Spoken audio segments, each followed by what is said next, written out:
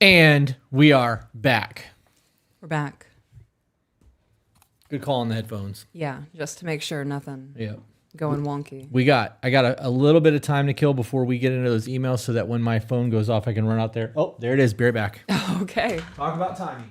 Fantastic. All right, guys. We know the drill. Chris has left the room, so let's take a hit. I'm just going to... Eyebrow thing always gets me.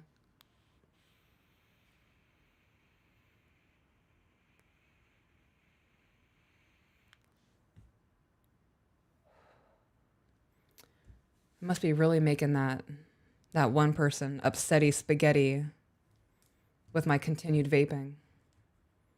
I'm gonna be honest, it was the delivery. The delivery is what turned me off to them as a person. If they just said it differently, I would have considered it, pondered their perspective. I feel like Peaches is under arrest. Why am I under arrest?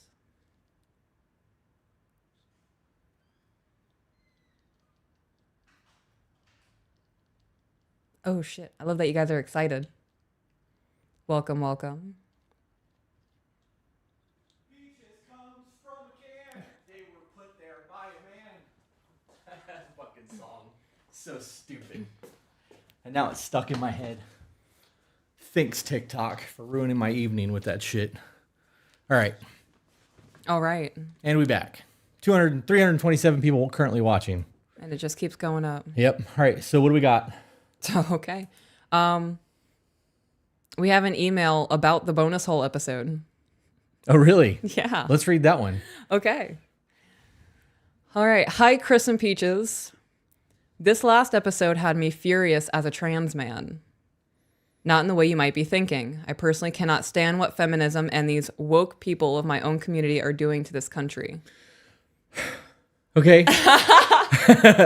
Was ready, totally ready to be ripped apart there. I was fully prepared for fuck you and everything you stand for. Yeah, same. Setting fire to all of it, and I hope people set fire with me. Yep. So, all right. Did you explain the way these things go before we get into that? No. Okay. I wasn't sure what happened while I was collecting. Oh, so just talking and smoking and wiggling my eyebrows at TikTok. Okay, so real quick, guys, for those of you who are in the chat on YouTube, we will be answering every single super chat that we get when we're done reading emails. And then depending on how long we're on, we may get into regular questions as well. We do have mods in the chat that will be collecting, screenshotting the super chats. And then after the emails, we will get into supers and then that. 1, 2, 3, go. All right. I agree with Peaches. Calling it a bonus hole or chest feeding is hurting women. Women have fought for many years to get the same rights and respect as a man. Cool. But what these feminazis are doing is creating more problems than solving them. Even as a trans person, I don't believe that children should be put on hormone blockers or start to medically transition until they are legally adults and can make their own decisions. Are you trans in high school? Cool. Do it socially. Call it a different name, cut your hair, change your clothes, bind your chest, / wear fake breasts. Because from my own experience, I had many different thoughts of who I was while in the junior and senior high. At the age of 29, I was able to come to terms and started my medical process of transitioning, but started socially transitioning at 28. I took a little over a year from socially doing it before it felt right to do it medically. What does that mean, socially transitioning? Like just identifying, like cross-dressing, doing that kind of thing? Is that even a proper term? I don't know. I don't know this shit. So from my understanding, socially transitioning is changing your name. Okay. Presenting as whatever gender you're identifying as, using the pronouns. Gotcha. That kind of thing. Baby steps. Yeah. New patron. I was in therapy for 2 years before even starting to medically transition. Now, with the sports debate, trans people should not be in the sports they identify with, and this is why. To medically transition, the body won't be done with puberty, because that's what happens when you transition with hormones, for 5 years. After that 5-year mark, your body has lost most of the body you had before. Like Chris said, your body will never fully be the same as someone born that sex. So in a lot of sports, it's still an advantage. I'm going to pause because that's actually not exactly true. Okay. Men have a higher lung capacity. We have denser bones. And we have a naturally denser muscle structure. So anybody that waits until they're in their mid to late 20s to start transitioning, the muscle that you build in your teenage years and in your early 20s will stick with you forever. Yeah. So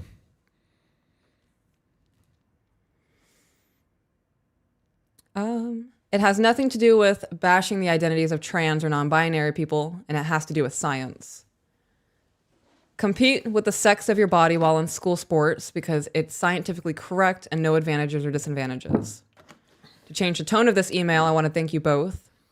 Thank you to Chris for teaching me how to be a true gentleman. Listening to your podcast has given me the knowledge to be a true man to myself and my girlfriend. love that.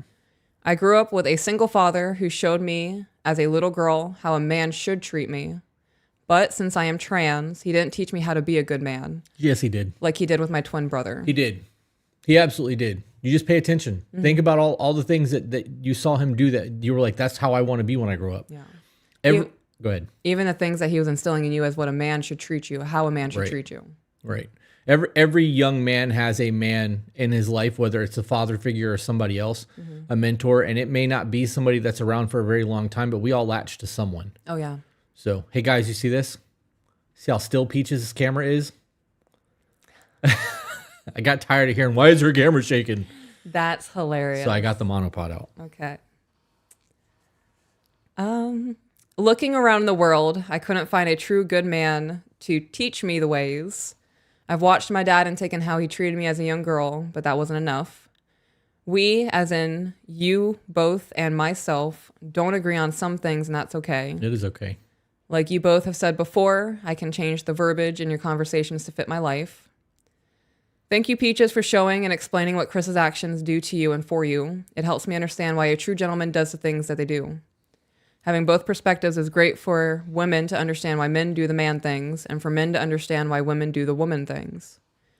You both have made me a better man, a better partner, and just a better person to the people around me. You both have saved my relationship, even without reading my email from 4 months ago on the podcast. No hate and all love. You two are great humans, and I look forward to every episode. Thank you. Fuck yeah. Now I'm curious why we didn't read the 4 month ago email. I wonder if it's still waiting. It could be. Because we did read, yeah, I don't know. All right. That was a fun one. Nice and easy. That was a warm up. That was pretty neat. Okay.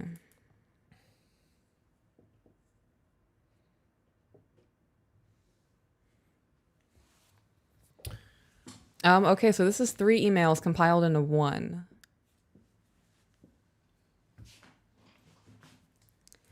You just want to get into it? Anything you want to talk about?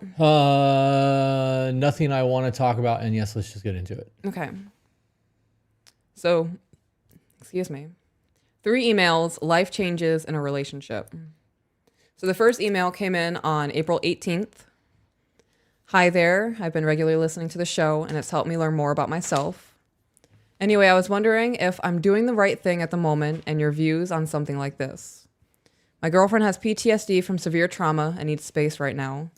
We're on a sort of break. It hurts that I can't be there for her, but I understand that she needs to focus on herself to heal right now. I've signed myself up for therapy during this, not just to help myself get through this, but so I can come out stronger and better than before for her. I'm also not a religious man, but I've been praying every night to whatever is out there to help her be okay. Thanks for everything y'all do. Okay. So that first email, wondering if he was doing the right thing. There was not enough information there to know if he was doing the right thing or not. Yeah. Okay. Next email was sent April 26th. Love the podcast email a little while ago and realized I didn't give enough information for what I'm living with. There we go. All right. Ding, ding, ding. Chuck, tell her what she's won. My girlfriend, whom I absolutely adore, is struggling right now. She has a very troubled past filled with abuse from previous relationships and generally never had someone to support her or be there for her. She was doing okay and had moved past everything. Obviously, she will never forget, but she was happy and felt safe with me. I pride myself on being a good man. I have never raised my voice with her or done anything to intimidate her. That's just not how I was raised. I've always been open with her and showed her what it really means to be loved, to be cared for, and to be safe. She started to bloom with me and was able to start opening up and being truly comfortable around me. Not only did she tell me, but she showed me that she was growing as a person. I loved it, loved seeing her be herself, and we challenged each other to be better and to grow. This sounds amazing.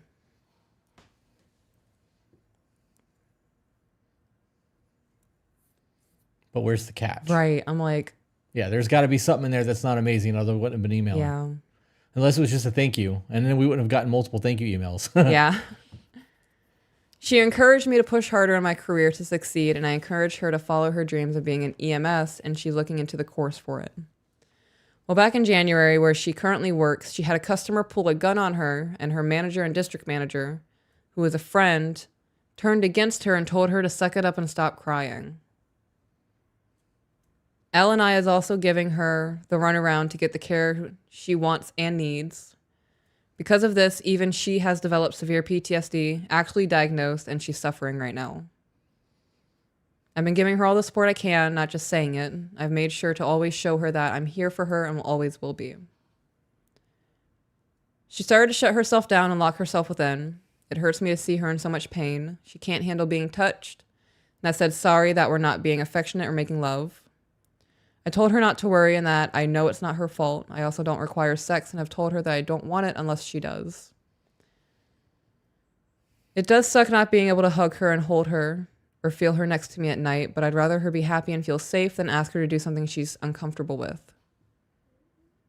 In the past couple of weeks, things have gotten worse for her. She's tried pushing me away along with everyone else. I know it's just a messed up trauma response from never having someone that cares. I'm not going anywhere. Her counselor has told her to focus on herself and not the relationship right now, and I'm okay with that. Not fine, but okay. I talked with her about it and told her I would give her all the space and time she needs, but I don't want to break up, so we can just take a step back from the relationship. She agreed and said she didn't want to break up either, but she has to focus on herself right now and healing.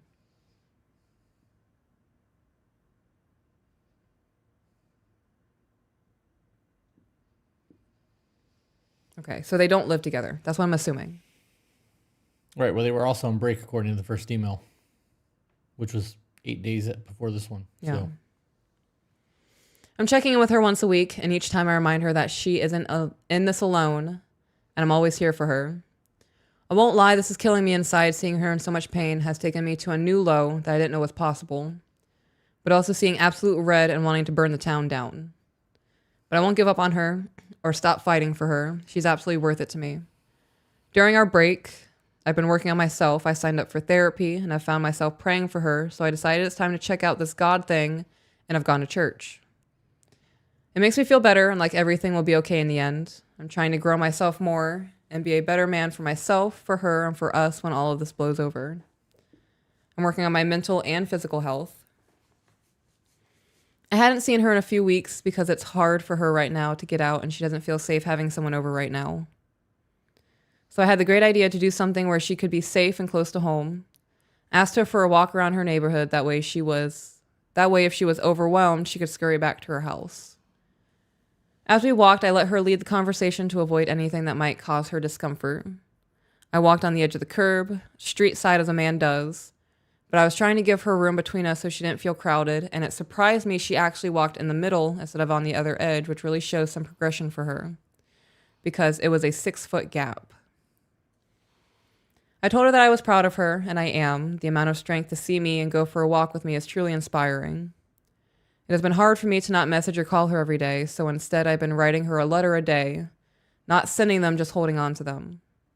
Some are multiple pages, but it's been helpful for me to keep my thoughts clear and prove to myself that I am fully committed to this woman.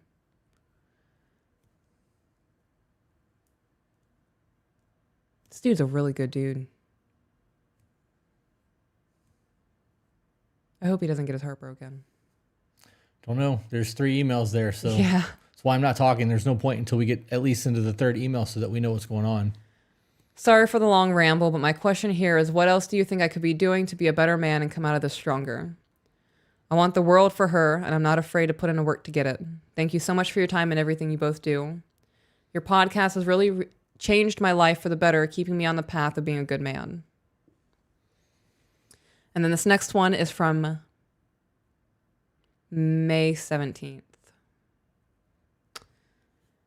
I have been re-listening and watching all of your podcasts and has really helped me put clarity on my life. My previous email, I talked about things going on in my relationship and how I wanted to grow.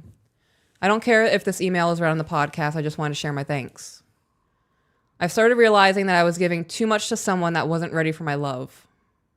For months, I put all of my feelings, emotional health, and career on the back burner to try and help and be there for my girlfriend as she battled her demons. With all of her unresolved past traumas rushing forward, she started to imprint them onto me and started pushing me away.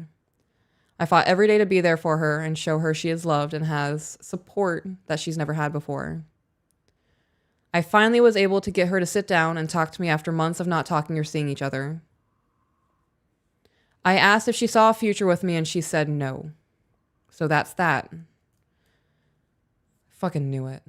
I gotta be honest, I kind of figured that's where this was going in the previous email because she was making it a point to not be around the guy. Yeah. If something traumatic happened to you and we were just in the dating phase still, like dating, not just courting, I would think that you would want me around to protect and to make sure that you're safe. Yeah. Not isolate and hide in your house. Like, I obviously don't know what the previous trauma things are, but I know that when you actually had a fear one night, I was the first person that you called to make sure that you were safe and taken care of. Yeah. I don't know.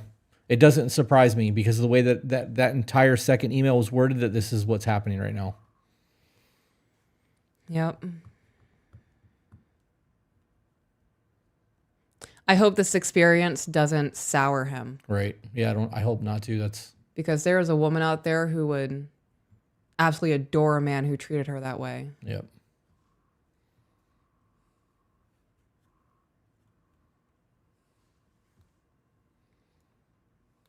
I know that it's hard for a lot of women to have confrontation.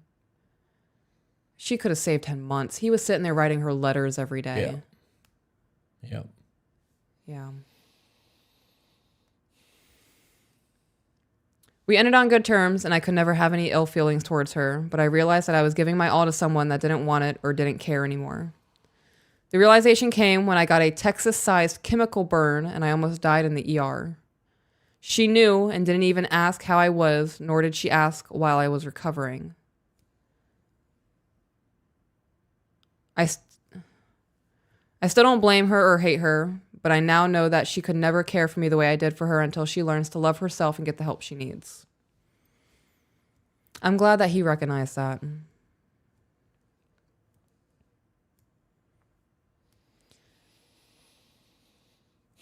What a shitty feeling. What a shitty human being. Like, I know that she had trauma, but there was no reason for that.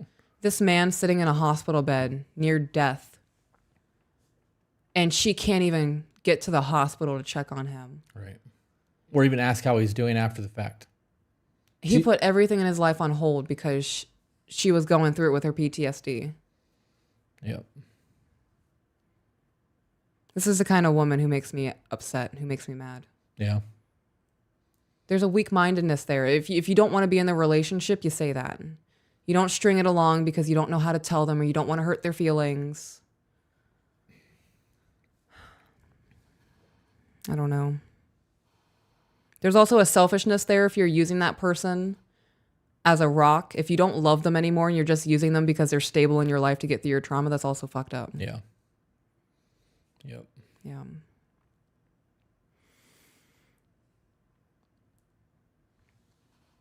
It was tearing me apart for many months, but I had to be strong for her. I was in love and loved her more than I knew I could love anyone. It was my duty to be there for her and to give her any and all support, although she didn't want it. I don't regret any of the time I spent sacrificing my mental and physical health for her trying to help. Me caring that much is not a weakness, but now I've seen how weak-minded she is. That's a good fucking sentence. Yep. I love deep and will never stop trying to be the best or bettering myself. Since all of this, I have started opening myself up to God, completely new to me, but I've found happiness and peace in it.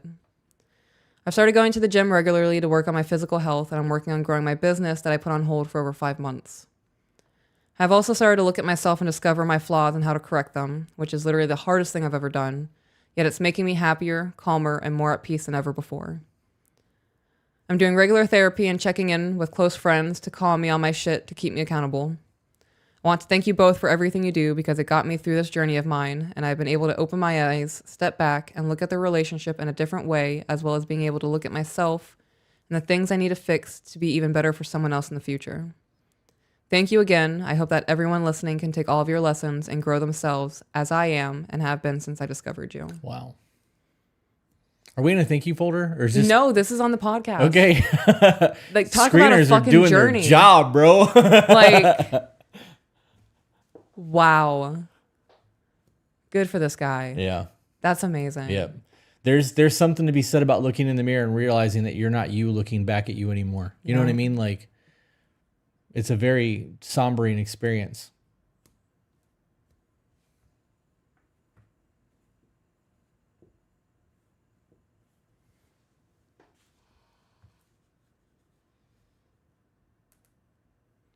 You ready for another one? I am.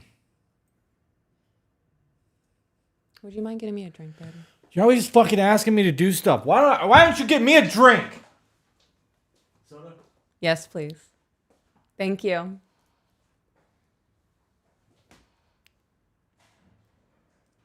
Oh, shit. She said I emailed him the link for this live. Hell yeah. Love that.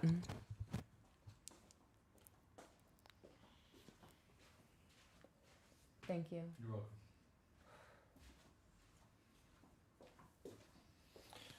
All right.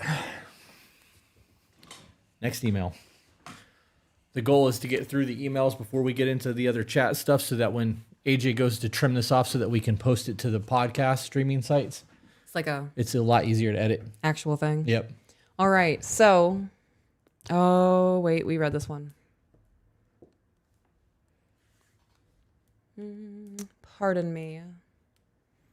This is me slacking on my job. Okay.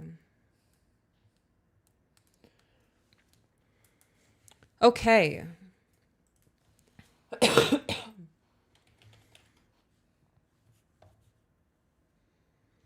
This one is titled Photos and Paintings from an Ex. Ready? Yep. Hi, I first want to say I love your podcast and how honest, raw, and living you both are. Loving? Loving is probably what they meant. We are living. By definition, we are definitely doing that. Yeah. Yep. Go team. I also just recently started listening to full podcast episodes, so if you already went over this, I'm sorry. I've been with a partner for almost a year now. He's expressed how toxic his ex was to him and has shown me messages, and it's broken my heart how cruel she was. He has continued to express to me how much of a pivot I have been for his communication, patience, and general kindness. Wait a minute. Why would you do that? Show messages. Yeah. What? Why? I don't. That mindset doesn't. Prove. Yeah, it doesn't add up to me. That feels like a give me attention. Look how bad my life was. I would say a validation type thing, yeah. Unless it was someone who was directly involved in the situation, like a bystander, like a witness. Yeah, like a witness, like to prove like there was manipulation happening. This is really what happened. But say this is 4 years past the breakup with a new girlfriend, no idea who this person even is. Yeah, it just seems very weird to me. Yeah. When you leave a relationship, you leave the relationship. You work through the shit that you went through. You don't drag it into your next one, and that's exactly what that sounds like is happening. Yeah. I don't understand people's actions sometimes, I guess is what it comes down to. I agree. You said you don't understand? Yeah. Okay. I think I can understand. I might not agree with it, but I can understand why people do the things they do. A lot of psychology and shit behind that. Doesn't mean it's logical. Right. Or that it's right. Back into the email, we both have agreed that overall this has been the healthiest relationship that we've been in. His actions always match his words, and he provides such a beautiful life for us. He always lets me know how appreciative he is of the work that I do for our life and our future together. Sorry for drumming on, but I want to inform you that we truly do have a great balance and respect between us. My question is that I'm struggling with an insecurity that kind of crept up on me. He was showing me photos on his phone, and as he was scrolling back, there were so many photos of his ex and quite a few photos of them together. He's never taken photos of us, and he rarely saves mine, as I saw. This is making me feel like he's holding on to her while we build a life together. He also has many photos that he has painted for her hanging in our art room. I feel like we've read this. I don't remember this. Okay. I've been understanding and patient, but I don't enjoy the low feelings I get when he has all of this around me. I've asked him to delete the photos about 2 months ago, and they're still there. I told him I was going through our old canvases and asked if we could let the paintings go. He says we can paint over the canvases. Am I delusional to think I should have a say in this? If he were to ask me to remove something of that nature, I would in a moment because his security and us is priority. This is not just a simple yes or no question. Yeah. How long were they together? Did they have kids? Were they married for 10 years, 15 years? Or was it just an ex-girlfriend? Like, that matters. Yeah. Because if you share life with somebody and you have pictures with them, they're memories of a moment in time. I don't think you should delete that shit. I'm not saying that it should be printed and hung all over your fucking house, but like, that was 10 years, 15 years is a long time. Like, to just remove that decade plus out of your life and pretend like it never happened is stupid to me. Yeah. The canvases can be gessoed over. If he said we can recycle the canvases, grab some fucking gesso and gesso the canvases. Yeah. Start there. This falls into that insecurity and jealousy that people have over the past. The past is the past. You can't erase it. You can't change it. It's done. That's all there is to that. So I think the insecurity comes in for her is because they never take photos together. So he has all these photos of an ex on his phone, and now they're currently together, and there is no interest in taking photos or saving photos from her. Well, that's it. I mean, that's a two-way street, though. Saving photos from her is different. I have a lot of photos of you on my phone. Yeah. A lot. Like, Huh. a lot of them are raunchy. Right. But we don't have a whole lot of pictures together because we're too busy living our life to take selfies. You know, we have a lot of dope fucking memories, but not a whole lot of pictures of us together, which is kind of weird. But that goes two ways. You could easily walk over and hit a selfie with us. You know, I have to, like, we're capturing landmarks and like vacations and moments and times. And I'm having panic attacks. Right. But we also are TikToking together. So that kind of takes place of those photos. Right. But if that was a big deal to you and not a big deal to me, the answer to that would be for you to take selfies with us. You know what I mean? Like to get me in pictures. Right. I don't know. I'm not a selfie person. I'm not either. All of the pictures on my phone are of the kids. Yeah. Or TikToks, like clips from the podcast that I had to upload. Right. That's it. I mean, I have a few photos of us on my phone. I have every single photo shoot that we've done together. That's on my phone. I have those. I have all the St. Augustine photos that we took together. I have the first selfie we ever took together on my phone. I don't remember that one. Which one was it? We were laying on the couch together. Oh, yeah. In my apartment. Yeah. That's funny.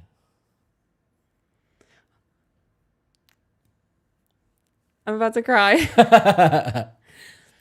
But you're right, though. We don't have a whole lot of photos together. We don't. And that's not because we don't love each other or because we don't mean anything to each other. It's the last thing on our mind in a moment where we're having intimacy is we have to take a picture. right.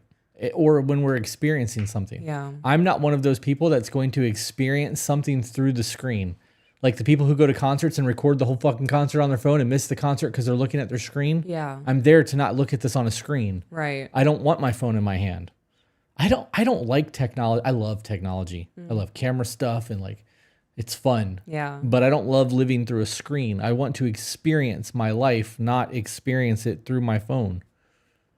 If I didn't have to have my phone for, like there's an app that I'm using to communicate with speech therapists and teachers and all of that kind of shit.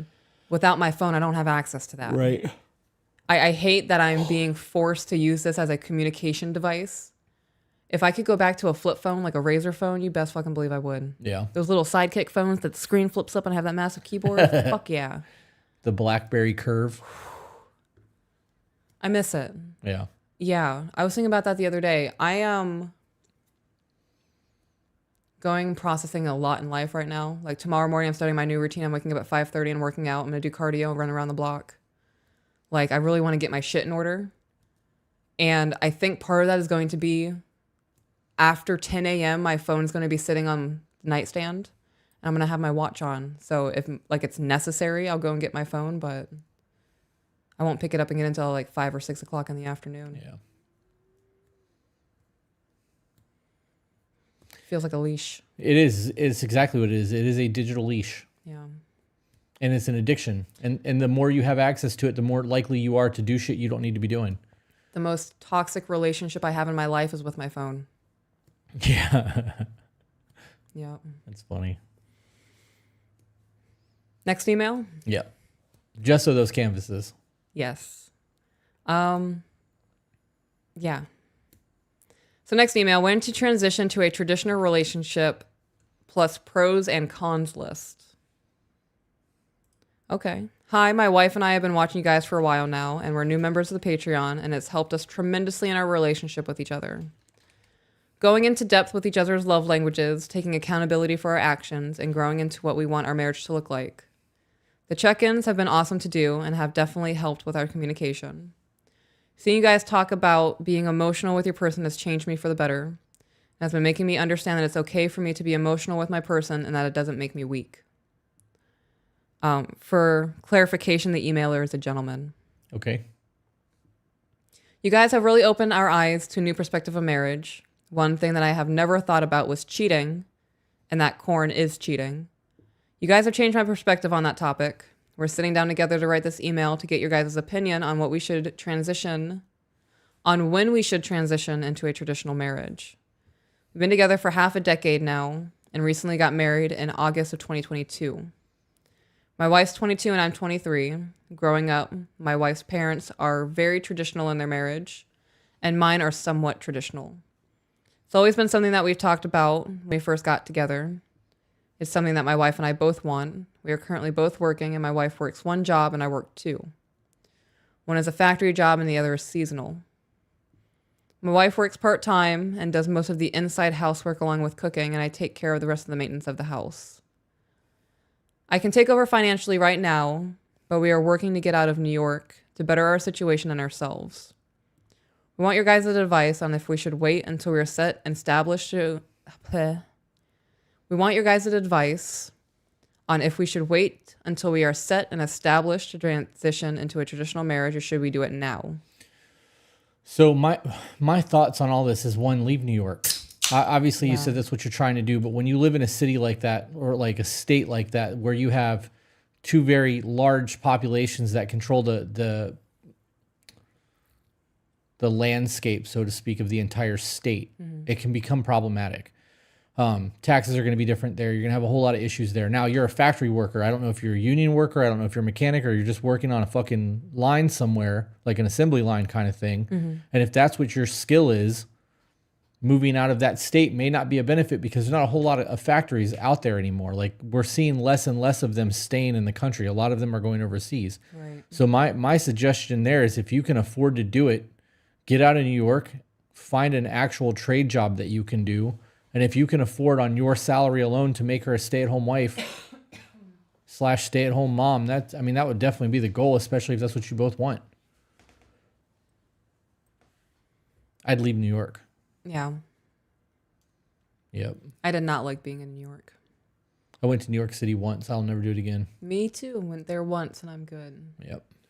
I wore a white shirt, and by the time we got back to the hotel room, it was a very dusty, gray, off-white color. Yuck. Yeah.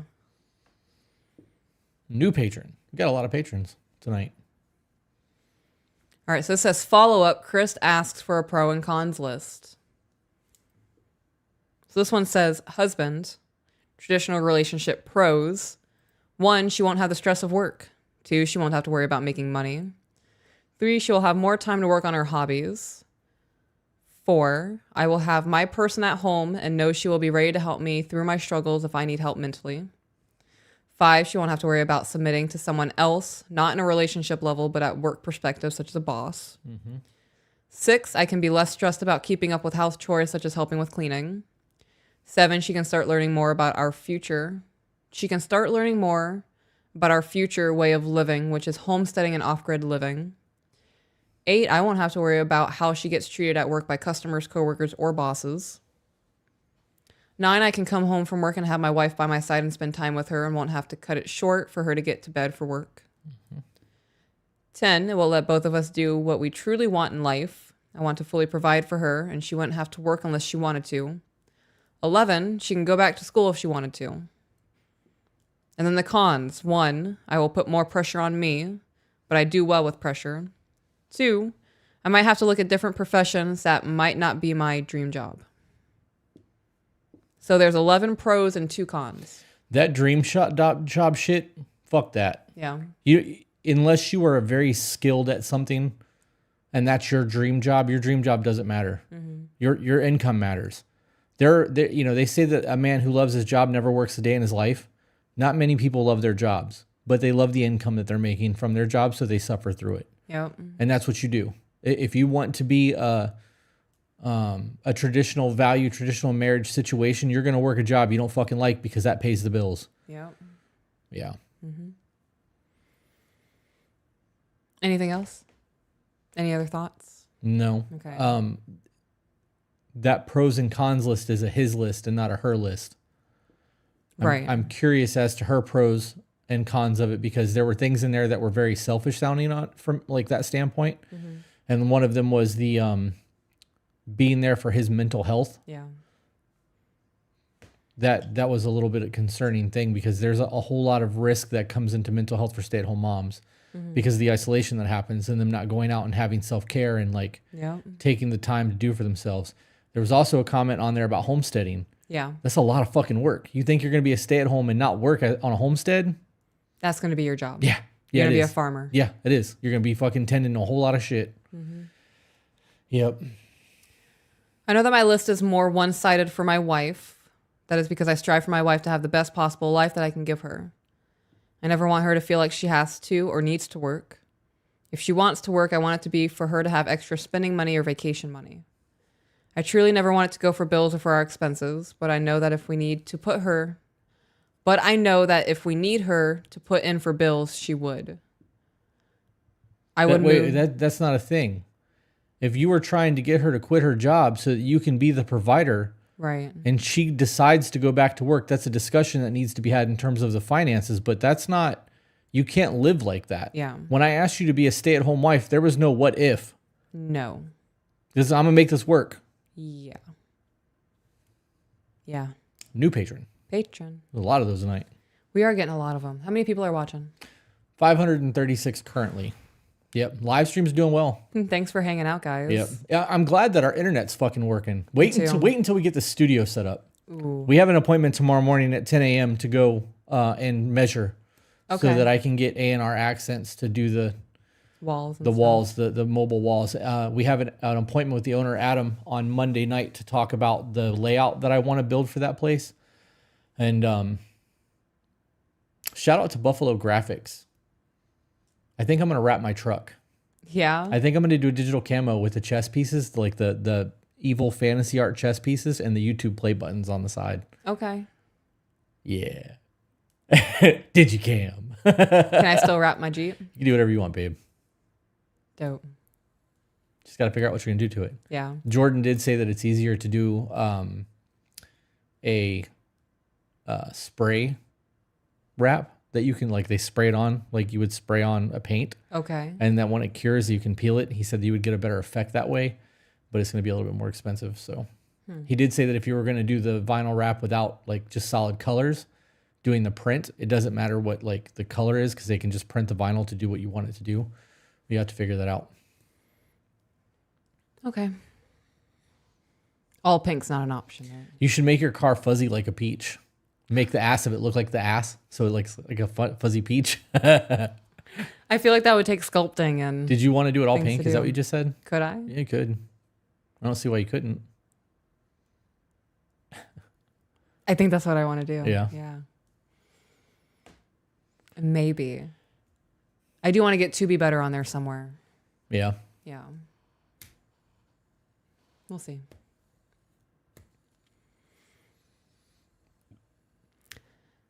Into the email. So if I can take stress off of her shoulders, I will do that in a heartbeat, even if it adds a little more weight onto mine. That's how it's supposed to be.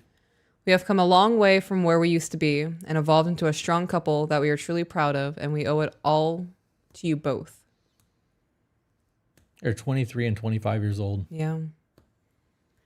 You guys have shown me how to communicate my feelings and thoughts in a healthy way, as before I wouldn't know how to and shut down, and it would turn into a fight. After finding the podcast, we can truly see that the 4 or 5 major fights we have had was a breakdown of communication. It was on my end of things because I didn't know how to express myself in a healthy manner. I would shut down and we wouldn't talk for a couple of days due to my pig-headed attitude that, at the time, I couldn't see through. That I would have just opened my eyes, I would have seen how much I truly hurt her and how much I was in the wrong for my actions. I truly never want to put her through those fights again. Now you guys have helped me understand how to express and communicate my feelings and thoughts. Now I can confidently say I will never do those things again. You guys have also shown me that I need to change my perspective and live more positively and look for the positives in life and myself. So I truly want to say thank you from the bottom of my heart. We know that we want to keep pushing to grow together for each other. I know I never want to fall into the roommate phase because that truly scares the crap out of me. Scares the shit out of me too. That is one of my deepest fears. Yeah. Yeah. You getting bored of me? No. Yeah. Nope. Am I reading too much into this when I say this? He literally took blame for every one of those arguments. And like, there was nothing like that she could have done, or maybe she said, I'm sorry I did this. Like, oh yeah, he did definitely take 100% of the blame for the everything. blame for all of that. I wonder if he actually did some foul shit and like has to eat crow, and that's why he's doing that, or if he's just owning the accountability aspect because we talk so heavily on that. But I'm curious if the same thing is being said on her part. Right. I mean, we'll see. She has her little blurbs next, the pros and cons list. Oh, so she actually sent one. She did, oh, yeah. Okay. It's in there. So on that topic though, before you move on, he said that their issues are communication breakdowns. It's everyone's issue. People don't want to fight with their person. Nobody wakes up and goes, okay, today's to be the day that I'm just gonna fucking push his button until we fight because fuck it. I mean, there might be some people out there who thrive in drama, but I was about to say, I think there are some people who do. I just can't imagine that's the majority. No, not the majority. Right. Is that the end of your thought? It is. Okay. With doing our check-ins and me continuing to improve my communication skills, I believe we can keep that door locked. That really gives me the drive to work hard on bettering my downfalls because I know I never want to hit that stage. My wife is truly the most important thing to me in this world, and I would truly die for her if need be. I couldn't and wouldn't want to imagine us living like roommates. It truly kills me even thinking about it just typing this out. You guys truly help me so much because people can understand you guys. You don't have to use big words that would go over my head and you're relatable. I truly see how much love and respect you have for one another. You guys have given us the guidelines of a truly healthy, happy traditional marriage that we strive for and can look up to. We will keep learning and growing from you guys because we never want to be stagnant in our growth and love for each other. I don't want to live in a swamp like Shrek. I would say that Shrek has a pretty solid relationship. Like, I know he started off as, I am an ogre. But then he turned into, I'm an ogre, but I landed that. Like,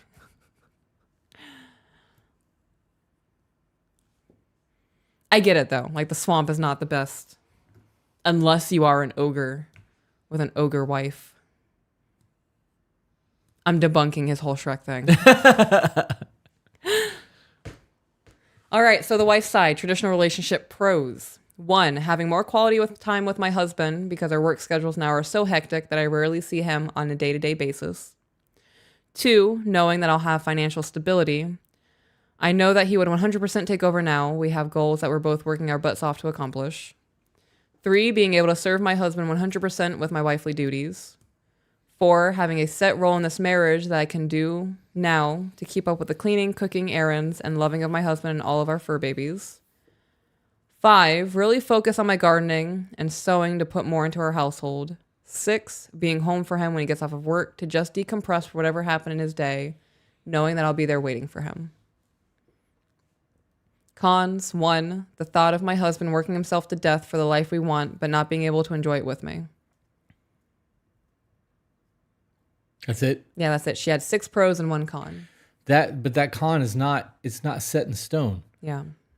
There are so many jobs out there that can pay you well if you just learn a trade and you get good at it. You know what I mean? Like, I'm not saying that you can live in the upper echelon by doing it, but you can definitely live comfortable. And there are jobs out there that are blue collar jobs, that are hardworking jobs that you can support an entire family by yourself. A lot of that comes down to where you live. You're not doing that in a major city. You're not doing it on a beach.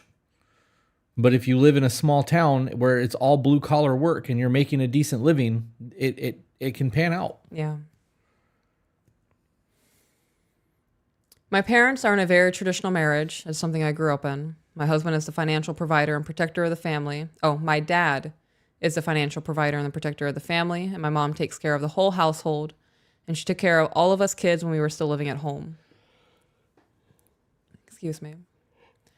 My mom taught my sisters and I everything, from cooking to baking, maintaining the house, sewing, canning, basically everything we need to know to be a good wife. She taught us how to respect our husbands. My dad taught us how to be independent, how to fix our car, what hard work was in finances, if that was the path we wanted to take in life. Are you on the Wi-Fi? No, I'm not. Okay. Because we got the error popping up. Will you wrap that up so we can get them over to YouTube?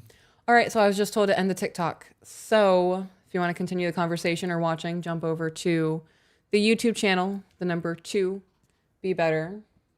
See you guys there.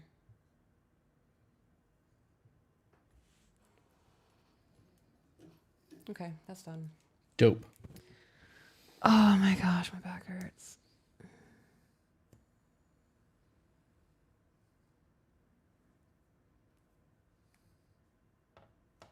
What's doing over there? I got a really weird email. Is it the one that just came through with the numbers that said subscribe? Oh, is that what that is? Was that not my email? What is this? It's junk. Oh, it's the podcast email. I was like, what am I looking at? I have like 10 different emails on my phone. We are very busy people. Life. I have been working. Oh, wait. My oldest sisters are very independent women, and I am too. I've been working since I was 17, providing for myself. So knowing that my husband can take that weight off my shoulders is a relief. Knowing that he wants to is such a big thing. I want to take everything my mom taught me and put that more into our marriage. I want to serve my husband. I want to be the reason he comes home every day to a clean house and a warm meal on the table. I want him to know that everything in the house is set and it's one less thing that he has to worry about. Note, the wife did not submit a pro-con list for leaving New York. Husband did. So leaving New York, pro. We hate New York. We can live life for ourselves how we want to and make mistakes and learn from them. Better pew-pew laws. Yeah. We can have a fresh start. We can leave the toxic environment that we find ourselves in. I have more opportunities in the field of work I would love to work in. We would like to change an environment and layout of the land. It gives us new learning opportunities and more freedom from outside influences. We can start new hobbies and new adventures in a new area. I feel that it will help us grow our relationship and better ourselves. Cons, having to leave my secondary family. You mean your married family? Like her family? What does secondary family mean? Okay. We have talked about leaving New York from the beginning of our dating. We truly don't see ourselves being able to thrive here. We want to live off grid and start a homestead and live out the life we've always wanted to, that we've always talked about living.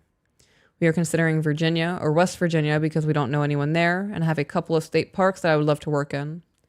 We wouldn't be super far from New York, where my whole secondary family lives, to come or go visit because family is a big thing for me. That's the end. Yeah, I got nothing. There's nothing that screams stay in New York to me ever. Yeah, I agree. I concur.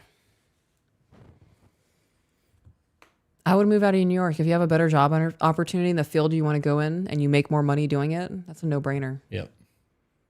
New patron. If you came to me and was like, babe, we have to move to Scotland because that's what we have to do for work, I'd be like, word. Like, give me 2 months. Got communications to handle. Got to figure out how to homeschool in Scotland. That's funny. Any final thoughts on that? I keep waiting for like a huge trauma dumping email. So far, we haven't gotten any of those. I'm not sure what's going on here. Did people stop doing that, or did the screeners just get that efficient? I don't know it. Don't know what's happening. Come on. Double tap. Double tap. Open the fucking thing.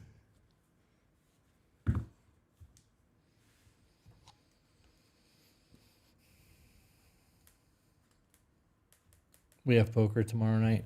We do have poker tomorrow night. I'm excited about that.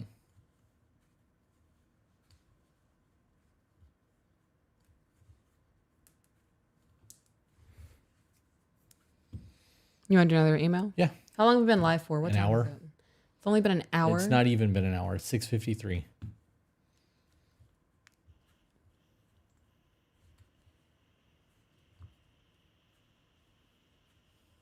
Oh, I forgot my vape said. You know, I wouldn't run into this problem so often if I just let it fucking charge. That's true. Yeah. It's crazy how that would work. I ordered rolling papers so I can just have them all. I ordered a little fancy like 1920s case to put them into. It's rose paper. It's very, very bougie. I'm going to look very fancy. Yeah. Yeah. Next email. Life changes in a relationship. Hello, me and my boyfriend are both in our early 20s and love your content. He is a blue-collar boy, and I'm a student finishing up a 4-year degree at university. Although I do not see myself as a traditional gender role marriage, your content has changed my outlook on it. I grew up in a house where my mom worked full-time on top of being a full-time mom. My dad went to work every day and would come home and contribute nothing to the household chores.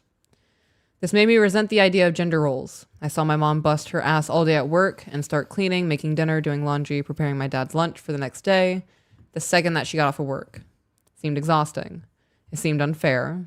However, seeing how healthy your relationship is and how well you guys communicate and how much you genuinely care for each other made me realize there was more to a traditional marriage than I thought. Crazy how when presented with different information, an opinion changes. Right. I was just thinking, I don't know what kind of job this dude did. Don't know what kind of job she did. But if he was working outside digging ditches from 5 a.m. until 7 o'clock at night when he came home, and he's coming home dog fucking tired, and the mom is home 3 hours before him and is taking care of the house thing, that's the teamwork that's necessary to survive. Yeah. I'm sure that given the opportunity, dude would have much rather had an easy job, not working outside in the heat, like... Yeah. But, that's also a made up scenario. We have no idea. He could have been a fucking telemarketer for all I know. Right. You know what I mean? But that shit matters. Those jobs matter. And this comes into taking care of each other. It's crazy to me that if that was the case, that conversation was never had with the kids. Yeah. It should have been. Like, that should have been one of those things. Like, I know that you miss me and I'm not home so much. I'm sorry, sweetie, but dad's got to work. Like, I have bills to pay. This is how we keep the roof over your head. Yep. Yeah. My boyfriend and I have only been dating for 7 months. Although it hasn't been long, we became close very quickly and have been inseparable ever since. He is my best friend, my peace, and my love. We have already talked about getting married and are planning for our future together. My boyfriend is traditional in ways that I absolutely adore. He opens every door for me, including car doors. He pays whenever we go out, and he is very protective and makes me feel so safe in his presence. He was the one who found your TikTok and introduced them to me. I love how you guys walk through scenarios together and discuss healthy solutions because a lot of them are situations we have encountered in our relationship.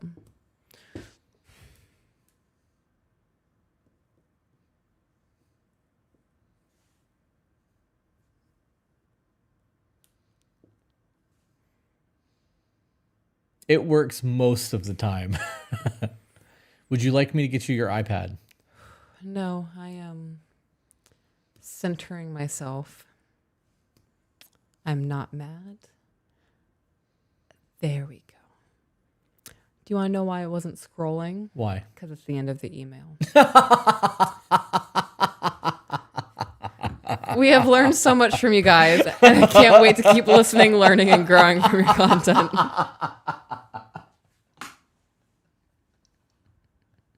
You were getting legit fucking angry at that. I was. I really was, yeah. Oh, man. I was getting ready to flip this thing off this fucking desk. I am graduating college in less than a month and will soon start a corporate job. I interned with the company last summer and had a great experience. I am very excited to start. I am likely going to be the provider in our relationship because I will be making significantly more than my boyfriend. He is not bothered by this, but rather is proud of me and everything that I've accomplished. I've heard judgments from people, my father included, that my boyfriend will not be able to take care of me financially. I immediately shut down these negative comments and stood up for my boyfriend because he is the hardest worker I know. He works 12-hour days and still comes home and makes me feel loved, and does a damn good job at it too. I am not worried about the differences in our income. He still makes decent money and puts everything he has into our relationship. Plus, I'm excited to start working so I can start financially contributing to our relationship and our future. I'm curious to know your thoughts on the dynamic of our relationship.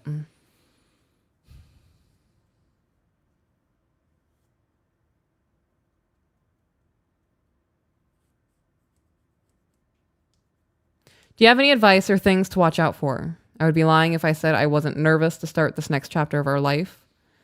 I'm scared of how this will change our relationship. I'm a very anxious person.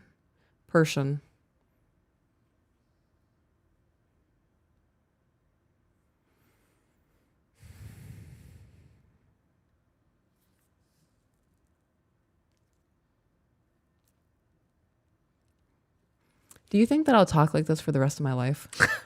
Probably. Should I get into speech therapy? Because your brain doesn't work? Oh, you think that'll help? I don't know. I think it's your brain getting ahead of your speech pattern. Maybe. Oh my gosh. I'm a very anxious... Oh God, what was that? I dropped my fidget spinner. That scared me. I'm a very anxious person. I'm a very anxious person. So change can be difficult, especially on this level. Please let me know if you have any words of encouragement. Thank you guys so much for everything that you do. You have got me and my boyfriend to have very important conversations that have deepened our relationship. Keep spreading the love. So my biggest takeaway from all of this is that they're still super young. They're only 7 months in, and she's talking about being the breadwinner in the relationship. Yeah. That's a lot really fast. Yeah. You guys living together? They don't move, are they? Where are they?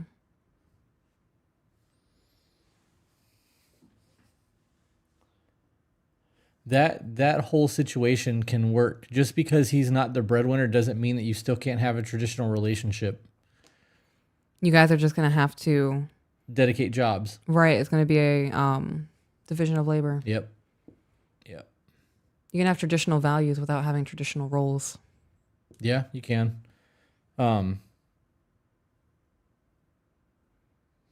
Just a lot. Just a lot that goes into that. I honestly don't know how it would work for me. If I was in that position, I don't think I could ever let you support me financially. I believe that. I gotta be honest, in the event that you somehow got a shit ton of money and you were like, don't worry, babe, I got you. Quit your job. Mama's got you. I'd be like, no. We're going to reinvest this money so that we have money and I can still feel like I'm providing. Yeah, I'm going to be honest. That would fuck up our dynamic for me a little bit. Yeah. Yeah, it would make me feel less than if that was the case. And I'm not saying that women can't do that. I wouldn't be able to live like that. I've done that. I've been the breadwinner. Yeah. I'm daddy when that happens, and it's just not for me. I'm good. Not trying to have, yeah. So how does that look then? How does what look? For the emailer? However they make it work. Okay. The division of labor. Yeah. However you guys split it up. There's no way that she's going to go be the breadwinner and then come home and take care of the household. At that point, you're single with a fuck buddy. Right.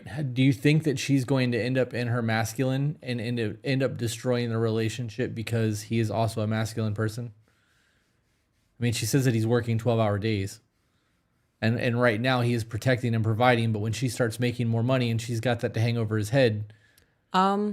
I think long term it is going to start subconsciously changing things in their relationship. She's going to be headstrong and a leader at work. and be making decisions. And then long term, that's going to bleed into home life. And then before they knew it, they could be standing where, why am I so much in my masculine? I feel like you don't protect me anymore. You're just not emotionally there for me anymore. Something is going to trip them up a little bit. They need to keep their eye out for little pebbles. Yeah. Yeah.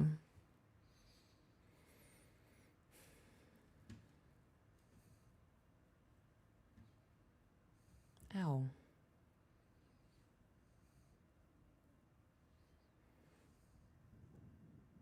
We doing another email? Yes. Hopefully I would like to do one that actually has more involved in it. Right. I want to actually answer. I think our screeners are doing too good of a job. Let's find a really horrible trauma dumping email. We haven't had one in a while, and I think my brain can handle it. I have no idea where that would be at in the drive. We need a folder on the drive that says, for the love of God, pray for these people. That's where all the really bad emails should go. R&R emails. Fucker.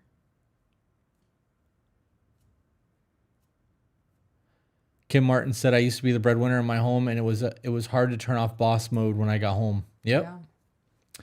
Yeah. Yep.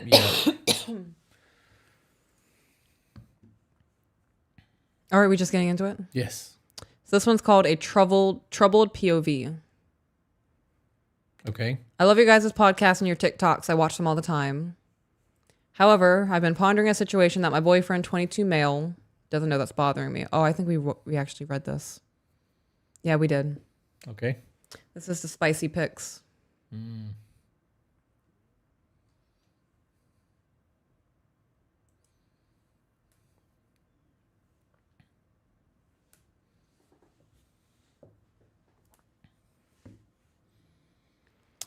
This one's called Stockholm Syndromes and Relationships. Uh-oh. All right, I recently got out of a relationship that ironically has been the healthiest I've had in a while. Since then, I have come to realize that some aspects of our relationship could have been seen as toxic, manipulative, and controlling. We both realized we made mistakes in said relationship and broke it off to take the time to heal separately and work on our personal lives and goals for the time being. 6 months have roughly passed since then, and instead of improving things have only gotten worse. We fight more often over miscommunication. There's an unwillingness to communicate on his side. My needs aren't being met, and my thoughts, feelings, and attempts to communicate and work things out get ignored completely. I have also recently found out that he may have been unfaithful in the relationship, and when I tried to communicate this with him and ask him about it, he went on the defensive and threatened to have my information leaked on the internet. Do I truly love him, or am I staying because of some sort of Stockholm syndrome?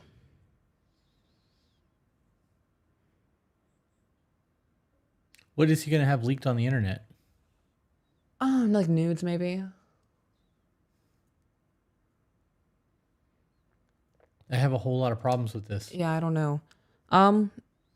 Do people with Stockholm syndrome, are they aware that they have Stockholm syndrome? I mean, they can. I think there has to be like super extensive therapy for that. Stockholm syndrome, unless I could be mistaken on this. I thought Stockholm syndrome is something that the brain does to cope with extreme trauma that's currently happening, like an abduction. Stockholm syndrome is people falling in love with their abusers or kidnappers. Right. Like a coping mechanism. You can't escape, you can't get away, so your brain, instead of viewing the situation as something that's life-threatening, views it as I'm safe and endearing, this person's protecting me. Yeah. They're not my harmer, they're my protector, not my abuser.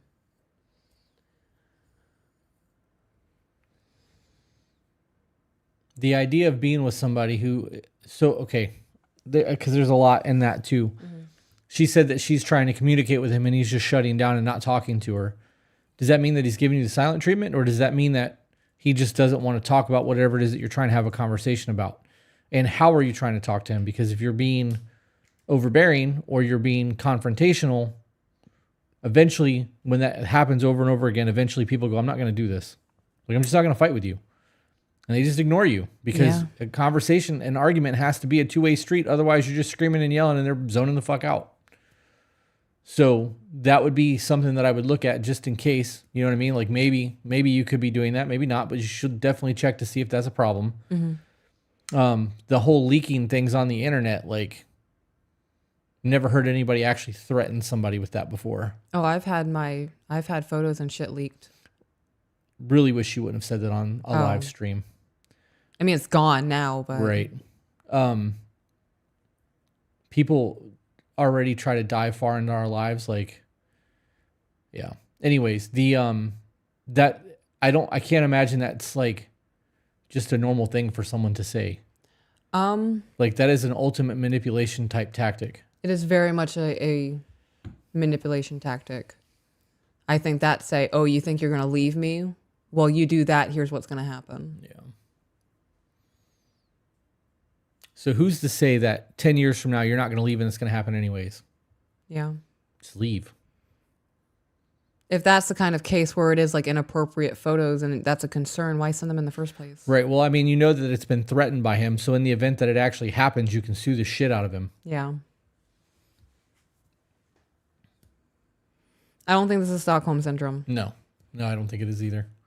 I think that's a fear of leaving a manipulative person. Stockholm Syndrome is not a fear. Stockholm Syndrome, they want to be with their abuser or kidnapper. Yeah, they have to be forcibly removed. Right. Yeah. Well, I was short. Yep.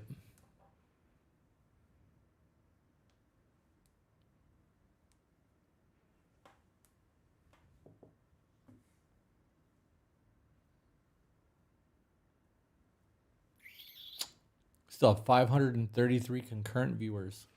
So we have ideas and questions from emails. Okay. Do you want to save this for R&Rs or do you want to read it on the line? Are we all out of emails? Yeah. Are there any like the secondary or third dairy?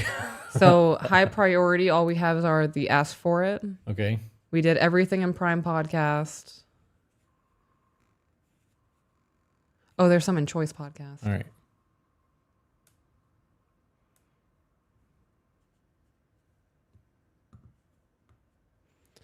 All right, so this one's titled, I Need Help with Communication. Hang on. Jenny said, I have one if you give me 1 second. Oh, okay.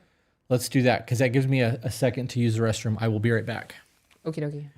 Must make pee-pee. I'm going to use the kids' bathroom. Okie dokie.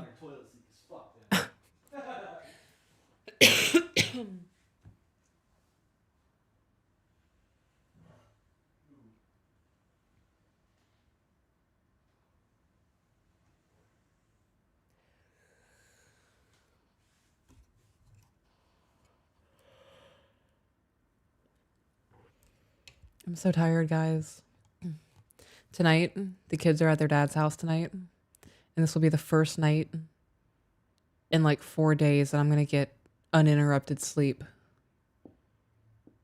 And I'm so excited for it.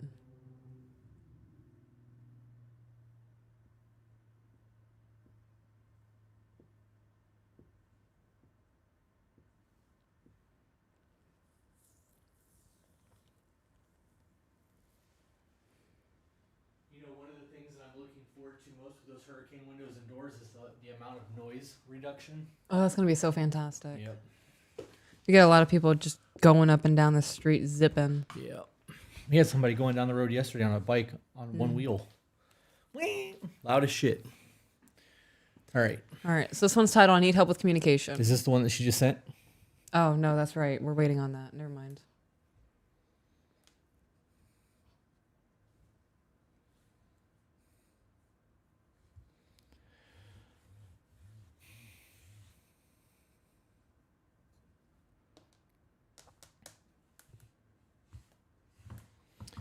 Okay, well, now what?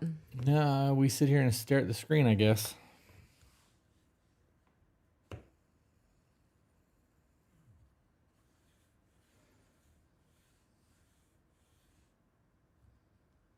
I wish I still had some wax left. I'd be using my pipe. Are you out? Little Like, boop, boop of guy. everything? Like the waxes and stuff, yeah.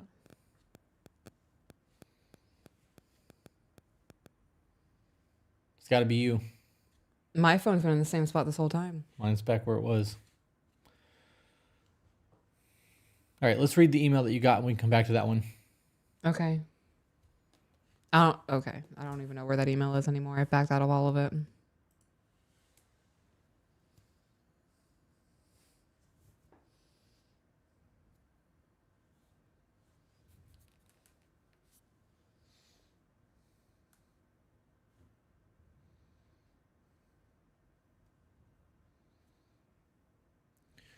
You know what I can do while we wait? Oh, I got it back up. I found it. I clicked add. That's funny. It is funny. And I have to tell him, enjoy the ad. All right. All right. I need help with communication. Hello, I, 31 female, have been married to my husband, 24 male, for almost 1 year.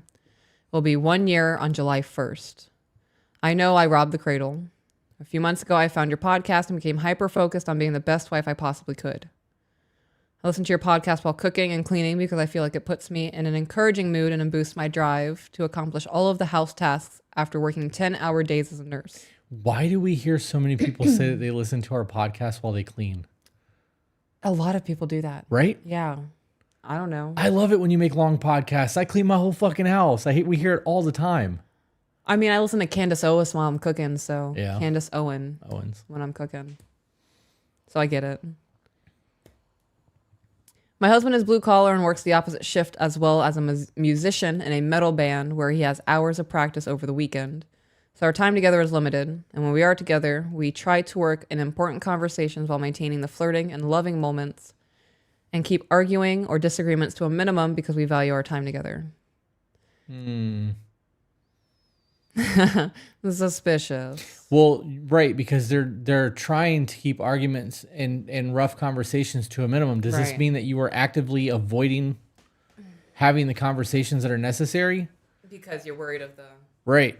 Right, because you get so little time together that you don't want to have an argument during that time frame, because if so, nothing's going to ever get resolved. Right. I'm not saying that you need to argue and have conflict, but like, Don't push off the conversation. right, it needs to be had in the moment so that like it's no different than correcting somebody else, like a child or something, when you catch them doing something wrong. There are people in the chat saying I'm literally cleaning right now while listening to this live. Yeah. That's funny. I love that. Yeah, I agree with everything you just said. Pushing off those conversations will just be a detriment. Yeah. I feel like we naturally have a traditional marriage, even though he says he doesn't see it that way because he thinks of me as an equal and I can do whatever I want.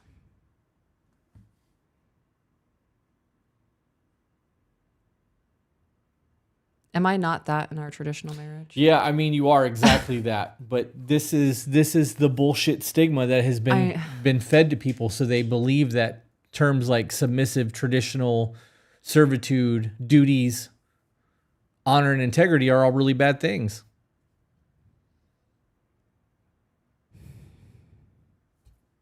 This is why I hashtag teamwork on every video that we post. Yeah, that's smart.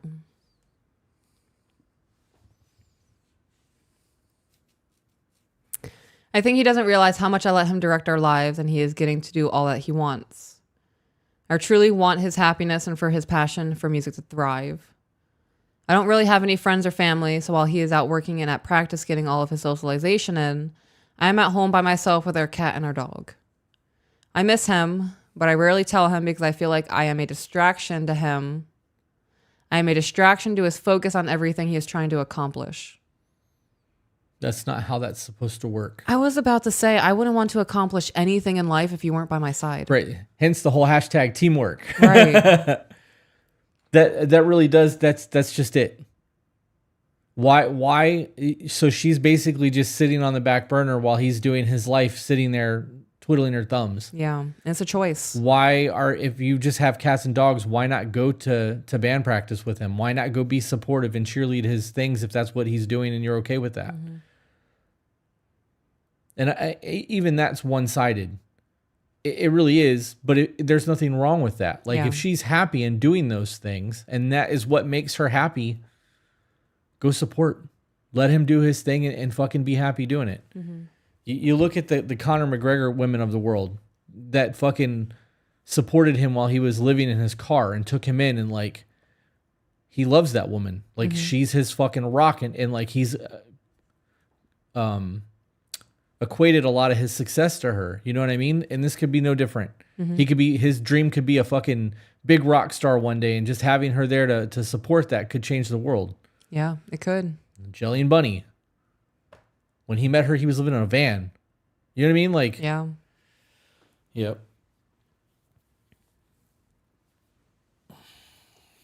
You're not the distraction to his focus on everything that he's trying to accomplish. You're the goal. Yeah. Should be. Yeah. Should be the goal. I've tried to find things to do when he is gone to keep me busy. I love to read and take the dog on walks around town. But if it doesn't involve me staying home, my husband doesn't want me to do it. Say that again? But if it doesn't involve me staying home, my husband doesn't want me to do it. Okay, that sounds like control. One example, there was a metal show at a local bar that I wanted to go to while he was at practice. I wanted stage and merch ideas to bring up to my husband for his band, while also supporting the local artist. He told me I shouldn't go because he knows the kind of guys who would be there, and wasn't comfortable with me going while he wasn't with me. Why didn't he go with you? Because he had band practice. Right, but if he's like, okay, band practice is important. This is gonna, okay. So I play the saxophone. I religiously had band practice 5 or 6 days a week. Yeah. And as somebody who dedicated almost a decade of my life to playing music, if it boiled down to missing a band practice to make sure that you were getting what you needed to feel fulfilled in our relationship, and missing one band practice, I'd miss that one band practice. Y'all can be pissed off at me. Y'all can be mad at me. I know what I dedicate into the music that we create, and I know that I'm always there early, and I'm on my shit. Y'all can miss me for one game, for one band practice. It's not like we're missing a massive competition.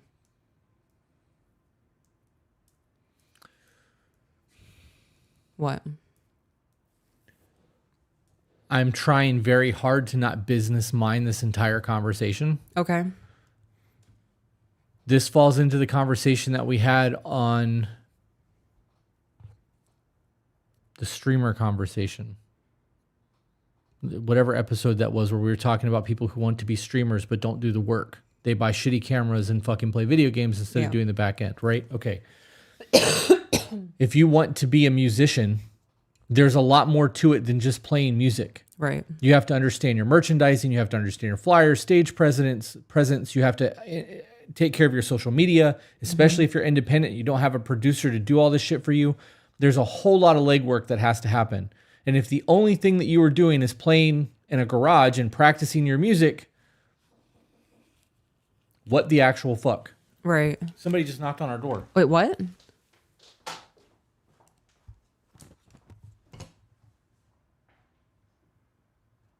Hold one moment, please.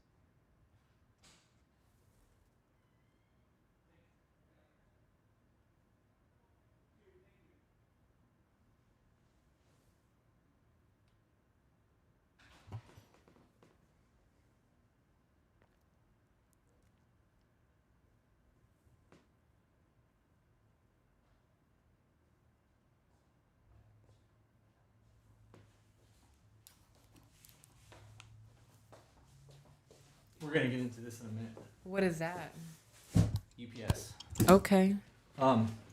Anyways, what I was saying is when it comes down to it and you have that whole situation going, there's so much work on the back end that has to be done. So even though he may have missed band practice, doing recon to find out what other musicians are doing and what's happening in local scenes and networking with fans and doing those things are a necessity to build a foundation for a band or for a career. It's no different than you and I creating a Patreon and then getting Discord and being active in Discord, talking to people, getting emails, doing follow-up emails, talking to Brandon and AJ about potential things. If all we did was sit down and record us having a conversation and ignored everything else. Yeah. Wouldn't be here. Right. He should have been grateful for that. Yeah. I'm listening to you. Okay. I understood his point of view and stayed home. The other example, and this is one that really bothers me, is that I wanted to do something active and was looking into hiking. I really enjoy being out in nature, and I don't get the same feeling walking around town that I do when walking in the woods. I had brought up some trails to my husband that I wanted to do and was sharing their locations and the type of trails that they were, but he shut me down. He said I could get lost or hurt. I'm hearing you. Right, but that's very loud. Oh, sorry. It sounds to me like he's afraid of her leaving the house because he's going to not be able to maintain her, like the control over her if she's gone. I had brought up some trails to my husband that I wanted to do and was sharing their locations and type of trails that they were, but he shut me down.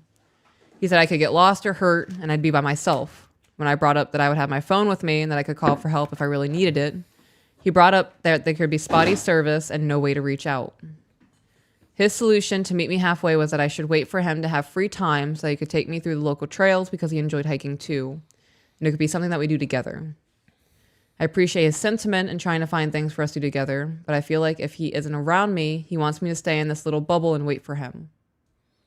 When I tell him I want to go do something, and I even slightly push it, he ends the conversation with, well, you can do whatever you want, in a passive-aggressive tone that makes me feel like he will hold it against me if I were to actually do it. So as a traditional woman in a traditional marriage, that is something I do not experience. Are you sure? I am certain. You're not like kept under thumb and barefoot and pregnant and in front of the stove? No, I really pretty much just do whatever I want as long as it doesn't cause bodily harm to me. Yeah. If I was like, babe, I'm going to cover myself in blood and jump into the ocean and see if I can get a great white tiger to come up to me. Great white tiger, great white shark. Great white tiger shark. Just in case you're going to cover both. You know, it might be a hybrid shark. You're really just going all out. If you're going to fuck up big, right? Right. Yeah. At that moment, you might like, babe, I know usually I'm like, do whatever makes you happy. Get it, but this is probably not the one. Yeah. Maybe skip this one. Or, I don't know, if I met a guy behind 7-Eleven and he was like, hey, you want a bungee jump? You might be like, let's reevaluate that. Yeah, let's make better choices. But whenever I say, hey, babe, I'm going to go plant shopping, I'm going to go to Starbucks, and I might putz around Walmart for 2 hours, he'd be like, okay, cool. Get Arby's. Before you continue, there was a super chat for $50 that came through. I want to read that before we get back into the email. Okay. And it's from Rachel Lentfer.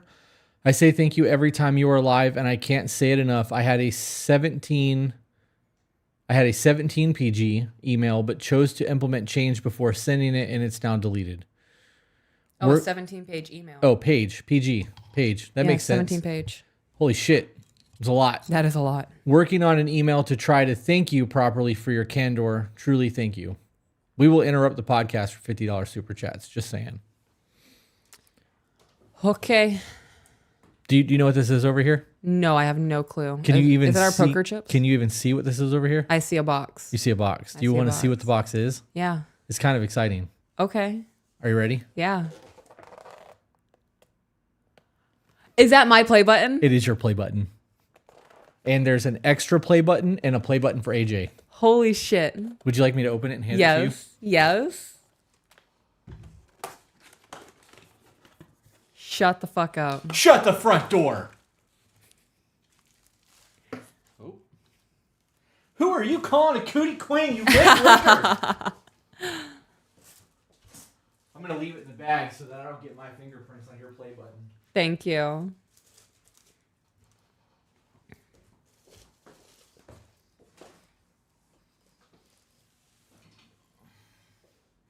This is insane. It's wild, right? We have a podcast with over 100,000 subscribers on YouTube. There are less than 400,000 people on the planet with one of those buttons. Wow. Yep. Thank you guys for making this possible for us. Thank you for getting us to this point. This is insane.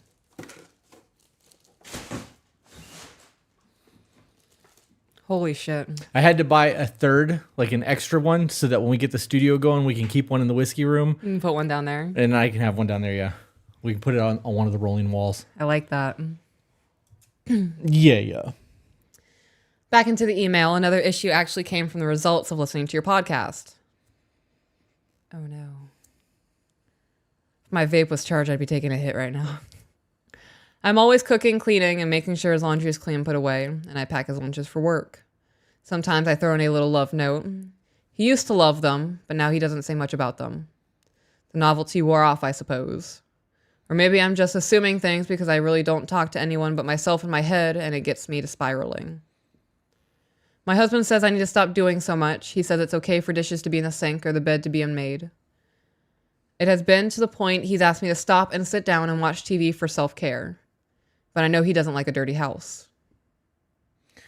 Okay, so I think that there's a whole lot of manipulation happening here. But let's skip over that for a minute. Could it possibly be that like he just wants to watch a movie with you? Right? Is there like a lot of overthinking and anxiety going on, and you're constantly panicked and worried about things? And she made 2 noticeable instances where he said she can't go out. Right. But what were the instances that you did go out? Like, have you gone Target shopping by yourself? Yeah. There's a whole lot in all of that. Yeah. And knowing that she's living her life solely to make him happy is a problem for me. I agree. Because in return, she's being controlled. And it's like, this sounds like a controlling scenario. Mm-hmm. And she's so worried about making sure that all of his needs are met that she's not enjoying herself. Right. That teamwork means self-care has to happen. There has to be some sort of quality time. Also, on the notes thing, since that just popped in my brain, I'm wondering how much of that he takes for granted. Because I wake up to emails from you every morning. A text message, yeah. Yeah, text messages. Every morning I wake up to one, and it's something new, explaining why you love me. And though all you get back is, I love you too, because I'm still trying to get my brain to work, I read that before I do anything else. That's literally how I start my day every morning. And I don't ever ignore that. Like, even when I can't think of anything to say, I still hit you with an I love you too. Like, it's dope to start my day like that. Yeah. You know what I mean? I don't know. I can't imagine you giving me... I have our love notes. Every love note you've written me is taped to the inside of my toolbox in there. Yeah. When you saw that, you're like, you kept all those? Like, yeah, I kept them. Like, you took your time to do something sweet for me. Like, yeah. I found one on a notepad on the desktop on my computer the other day, by the way. I did see that. I didn't comment on it. Yeah, I was wondering if you saw it. Yeah, no, I did. I went to close the document, and it was like, do you want to save the document? And I was like, I didn't make any changes. What? Oh. Yeah. Sneaky woman. I remember sitting there, our daughter and I were getting ready to leave to go do something. And I was like, give me a minute. And I was typing on your computer. And she was like, what are you doing, Mommy? And I was like, I'm doing something that's going to make Pop smile. Yeah. And she was like, I like that. Yeah. Yeah. Yeah, I was wondering if you saw it. You never said anything. Anything else before I get back into the email? No. If I let things pile up, he is noticeably irritable and comments that the house needs cleaned. Sometimes he will take a microfiber cloth and wipe down the living room furniture or put dirty dishes in the dishwasher, which I have to secretly rearrange, or else nothing in there would get cleaned. But I don't want to discourage him from helping me because acts of service is my love language, and he tries. I really wish we had his perspective email from this, because he sounds very controlling. Like, this sounds like the horror stories that lead into like really bad situations. Yeah, like really bad, like psychological manipulation. Right. So this could be, he really could just be a piece of shit dude who's manipulative. And on the flip coin, it could really just be, she's fucking isolated. Right. She's driving herself. Have you read the story, or it's a poem, The Yellow Wallpaper? Nope. So this woman who is mentally ill, her husband locks her into a room with yellow wallpaper. And over time of her being isolated in this room, she starts seeing shapes and shit in the wallpaper, and she starts talking to it. And that could be a possibility in this. She could have been isolated for so long, only interacting with herself and her husband. She could be looking at him as the bad guy in all of this. When in reality, he could be genuinely trying to keep her safe. You know, I'm worried about you going into the woods by yourself. I don't want you going to a bar by yourself. The bar thing I get, but he should have went with her on that one. Yeah. The hiking thing would bother me too, to an extent. Like, only because you're clumsy. I am very clumsy. I found out there's actually a thing with ADHD. It's called the ADHD walk, where you will walk straight, a corner or something will come out, and like your whole body will swerve, and then you just keep going on the track that you're on. I do that. Instead of walking around the object, you Instead of bend? I sway. Like I manipulate my body and then I keep going. My legs don't move, but the rest of me does. Do you go whoop when you walk by it? No, I don't. Okay. Well, then I don't have that because I make the noise every time I'm about to run into something. Yeah. I am my own sound effects machine. It's a subconscious thing. Like I'm not even aware that I do it until I recognize like I should have just ate shit. Yeah. Yeah. It's funny.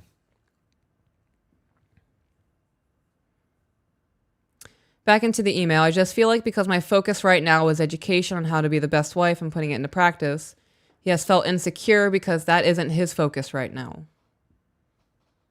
Okay.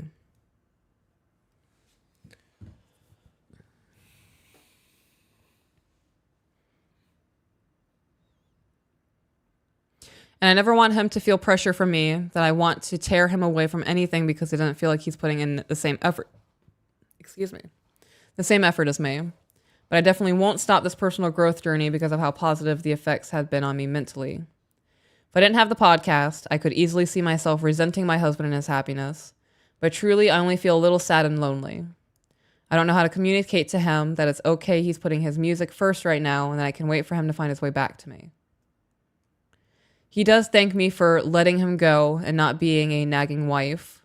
And while his notice and appreciation means the world to me, I'm still alone waiting for him. There's really only one other issue I need help with in my marriage, and that is getting my husband to sit down and get me on his health insurance. Okay. So the rest of this is kind of focused on the health insurance.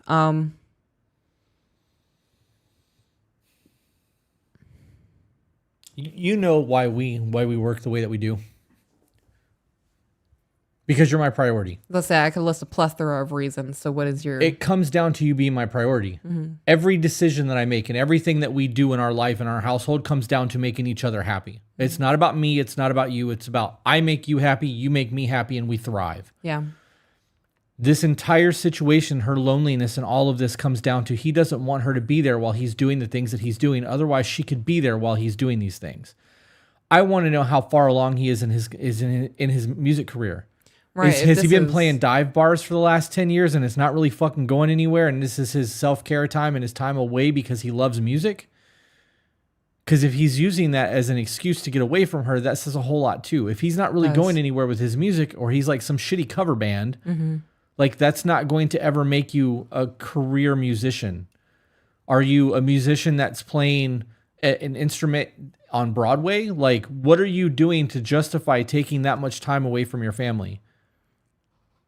There's a selfishness in that. There's huge selfishness in that. It's a me, not an us, or a you.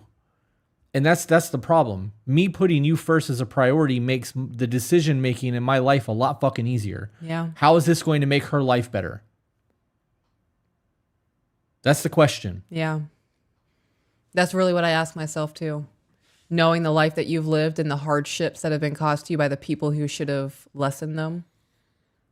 Yeah. That's where a lot of my mental work comes into play too. Right. I'm okay with being a piece of shit to myself. I can ruin my own life, but... But you're not, though. Yeah. I have people who rely on me. Yep. Yeah. I wasn't fucking around the other day in my vlog when I said that I love you more than I love me, and that's why I'm trying to be the best version of myself.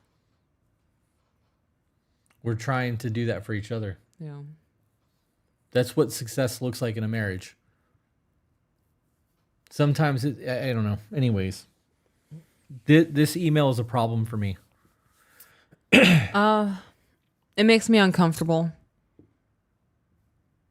Not having his perspective on things and how he views the situation leaves a lot in the air. Yeah.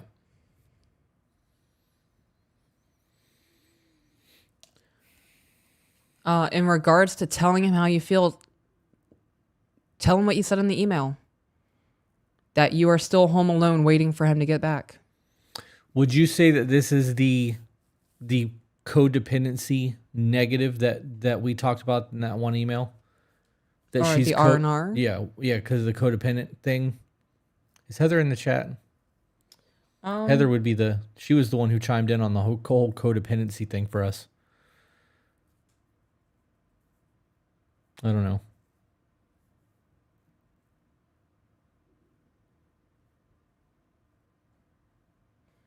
Lorraine said Peach is slacking. What am I slacking on? I don't know. I'd have to scroll back up. I'm trying to avoid the chat.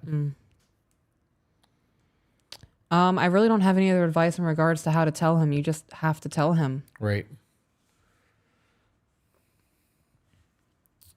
So the health insurance is the next issue. While we dated, we each had our own insurance. His through his job and mine through the marketplace because my job insurance was a joke. I'm new to learning the adult marriage rules and when it comes to insurance and taxes and all of the adulting responsibilities that come with it. When we got married, I canceled my insurance and trusted my husband would put me on his accordingly. I gave him my information and the marriage license and left him to it. Months go by and I hear nothing. When I asked him, he said he forgot. I said it was all right and enrollment would be happening in the next couple of months so we could wait until then. When enrollment came around, I sat with him to complete the forms and have everything ready for him to send off. Of course, with our limited amount of time together, he had to rush off to work but promised he would submit the paperwork and have it done, and I trusted him. January rolls around and I'm checking the mail every day for the insurance cards, but they never come. I talked to him about it, and after constantly pushing him about the situation to the point where he is frustrated and exasperated, while I'm feeling terrible for even having to push him like this, we sit down and talk to HR and found out that he never submitted the forms.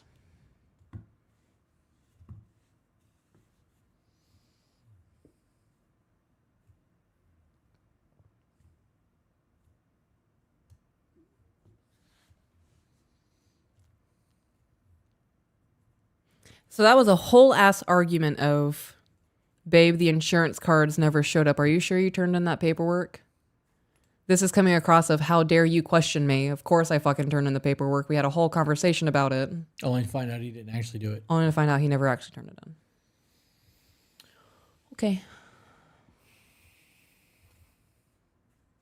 We submitted a request to have it done anyways, and he was supposed to push them to get a response, but again, he never has.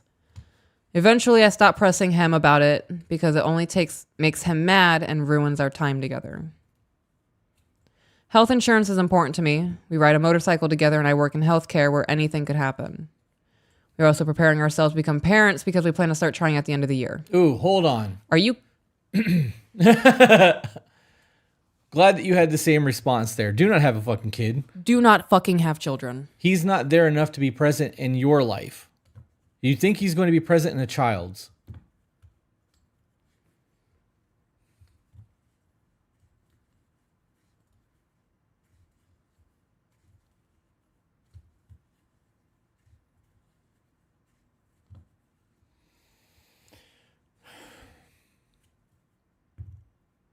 What you doing?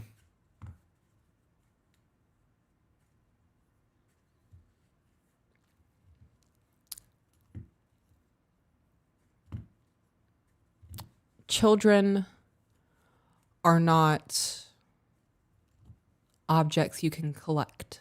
They're not collectibles. They're not, oh, look what we have.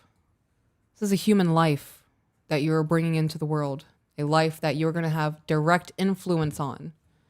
You really think that this is the situation to have a child in? You're a depressed mess who is sheltered, who can't leave the house by your words, whose husband gets angry over things like not life insurance, but health insurance. You guys gonna pay for your pregnancy bills out of pocket? A lot of checkups, ultrasounds, pap smears. Both of my pregnancies were high risk pregnancies. That was a lot of money. My first one was an emergency C-section. Before my emergency C-section, I was on bed rest for 3 weeks. It's a lot of money. Without health insurance, I was at almost $100,000 for my first pregnancy and medical bills. Yeah. Yeah. And like you said, the time thing, he's already not making time for you. You already can't relax with house cleaning. Don't have a kid. I agree. Do not have a child. This is the shit that stresses me out. Yeah. This is the shit that stresses me out in life. That child does not have a choice. You two are making the active choice to become parents at the end of the year, to start making plans, to start trying to have kids. Do people ever take a step back and go, you know what? I'm not happy in my life right now. Would a child be happy in this? Yeah. No, it's all about the selfishness and I want to be a parent. Yeah, and there's also a kid could make this better. If there's a kid here, maybe he'll be home more. No, probably not.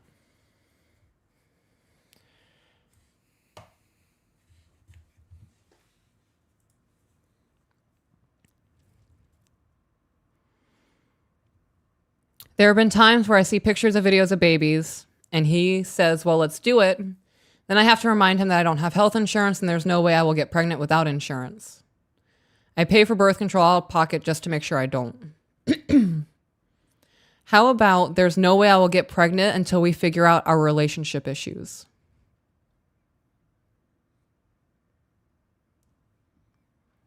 I don't know how to communicate how much he has disappointed me with something so important while at the same time not upsetting him or seeming like I'm nagging. I don't know how to healthily push him to get things done that need to be done. He is such a creative, has ADHD, and I think probably has a little bit of it. And I think probably a little bit autistic man. I don't want to break the spirit and person I fell in love with, but I also need him to be a man and get what needs to be done. He has no problem sitting down and doing paperwork for new vehicles or researching new music equipment for hours. So why is this something that is actually important, not on his radar? Because it's not important to him. It is not important to him. Yeah. He's showing you what's important to him. New vehicles or new music equipment. Not your health insurance. Right. Not you.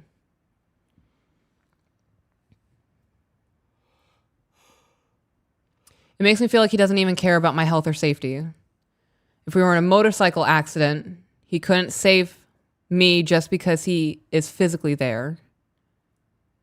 I can't understand his brain. I know this is a lot and the topics were not sequential.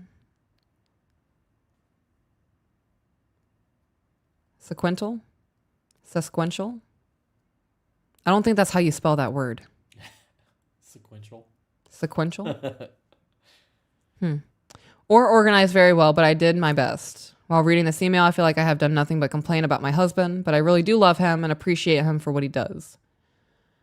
I wouldn't want to be the best wife for him if I didn't feel that way. I know I have my faults, and the main one being communication, which I've worked so hard on.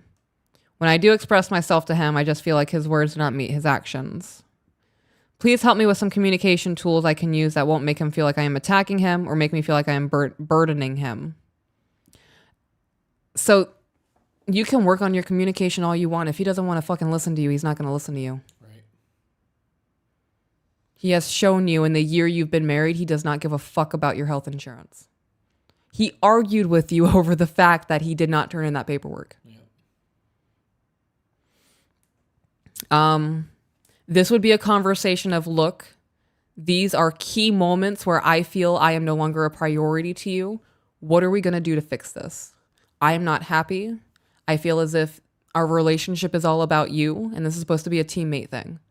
I'm not comfortable with bringing a child into this situation. We need to figure this out. I'm curious how much of this marriage was like this before they got married. I bet almost all of it. Yeah, that's a red flag. This is not the situation that you want to marry into. I am good on that. Was that other email ever found? It was. It's in the high priority folder.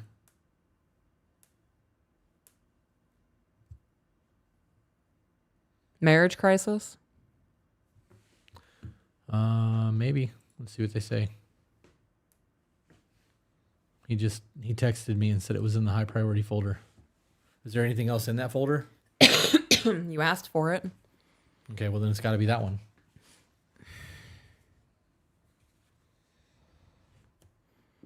I don't know if this one was in there before, though, because I saw that there was something in there before as well. So I don't know if this is the same thing or not. She said yes. Okay. This one is called Marriage Crisis Revised. Hey. That was not fun to hear. That was wild. All right. I was referred to your podcast by a buddy, and after hearing you guys read the emails, I felt compelled to share my story. My wife and I have been together for 9 years, and we've been married for 5 of those years. And even through all of my mental health issues, I can honestly say she has made them the best years I've ever had. She is the love of my life. She gave me 2 beautiful kids, and she was the peace that I come home to every single day. And I failed her as a husband and chose to never show her that. My struggles blinded me to the amount of pain and suffering I was putting her through. I have a problem. I can't tell you why it took her deciding to leave me for me to realize it, but I've been addicted to corn our entire relationship. This corn addiction escalated into me downloading dating apps and talking to other women. It always fucking does.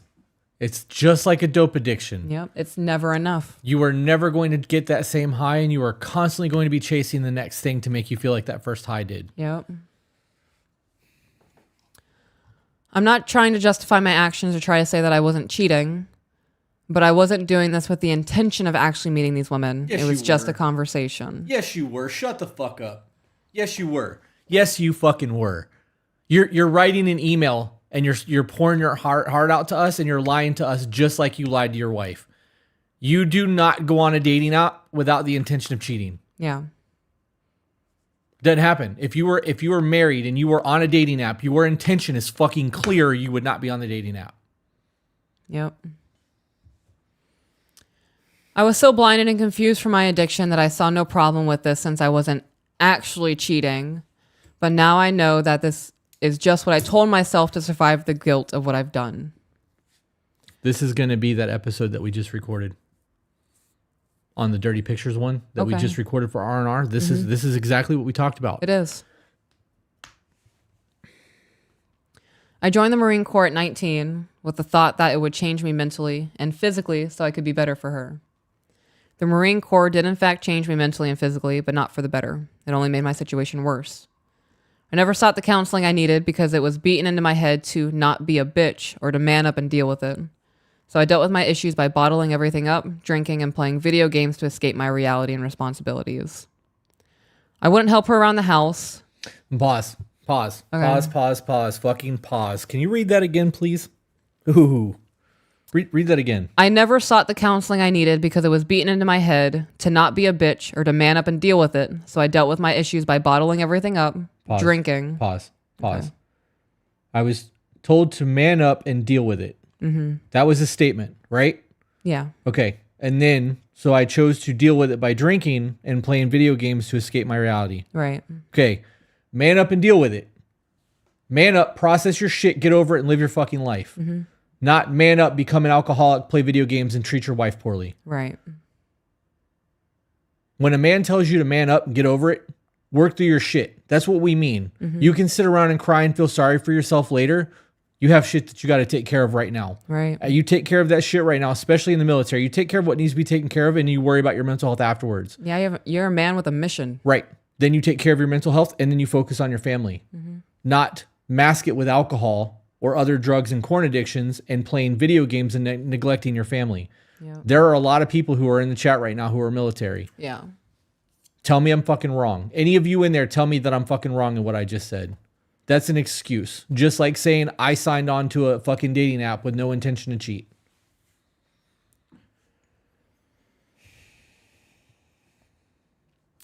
I wouldn't help her around the house. I never wanted to leave the house. I hardly gave her attention unless it was sexual, because that made me feel loved.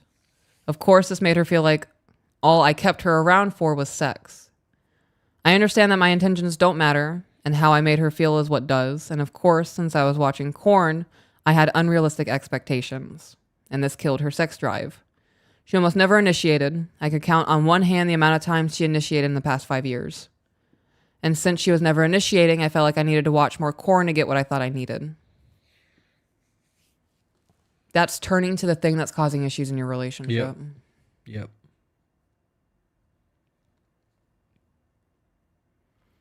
Basically, our marriage was a revolving door of she didn't because I did, and I did because she didn't.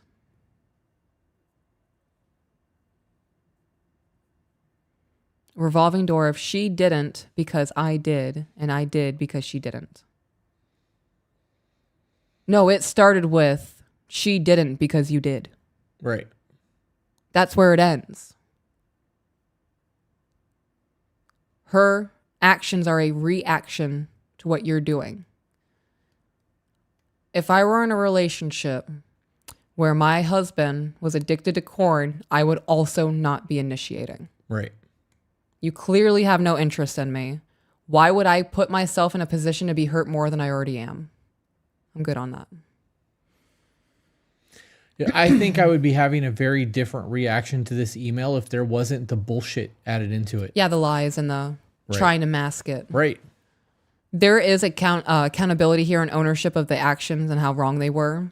There is still that masking of it was pretty bad, but it wasn't this bad. Right. But there's also a lack of accountability in that he owns the alcoholism in video games as escapism. But you missed the deal with it part. Right. So like you're told to man up and deal with it. And like that's the toxic masculinity statement. Don't cry, son. Men don't cry. They don't say don't fucking process your shit. They never say don't fucking work through your emotional processes. Like, just because that's not normally part of the conversation doesn't mean that it doesn't happen. It should be a part of the conversation. Right, it should. But in the moment, we don't have the time to have those kind of conversations. When tragedy is happening and we are dealing with shit like that, that's not the conversation being had in the moment.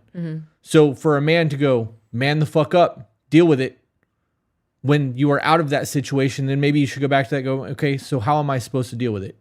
That's the conversation that needs to be had. Not looking at a bottle, not looking at video games or corn. Yep. Hung up on that.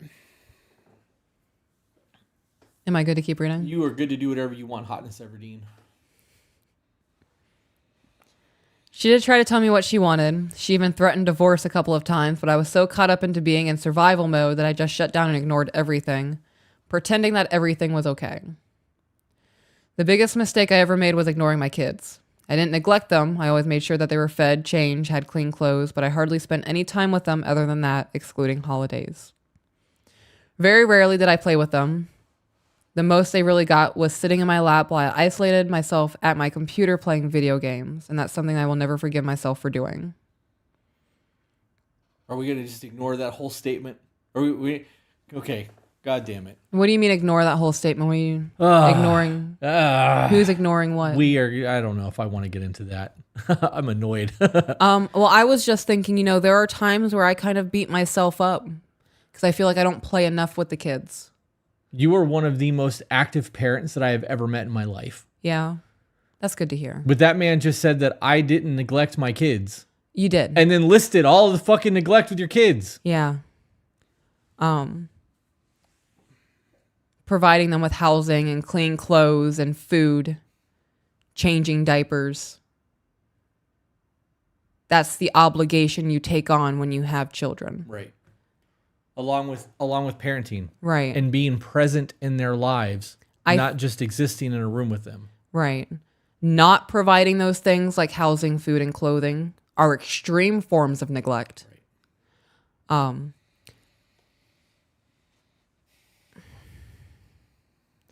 You know that experiment that they did with chimpanzee babies? They had a wire-framed mother ape. One was covered in cloth with no food. And the other one was just hard wire and it had food. And majority of the time, the infants would choose to sit in the cloth blanket, ignoring the fact that they were hungry because they enjoyed the warmth that it provided. This man is literally just wiring with cloth thrown over it. Wow. They can sit in his lap while he plays video games. I'm going to need you to slow down just a little bit on that. That was deep and a lot. Wasn't prepared for that one. Sorry. That was a lot. Also, Zach and Jenny, fuck you both. Because, I asked for it. I keep looking over the chat and I see Jenny's like, I bet he never asks for it again. Zach's like, big sigh, you asked for it. I'm enjoying this. Yeah, I am too. I just, there are things in here that are getting under my skin. I don't, if you're going to take accountability. Right. I would rather somebody take an extreme accountability like the previous emailer who didn't put anything on his woman. It was like, it was all me. I did all of it. I would rather hear that than hear, 50% accountability because you're Yeah. still throwing shade in other people and not really truly taking the accountability.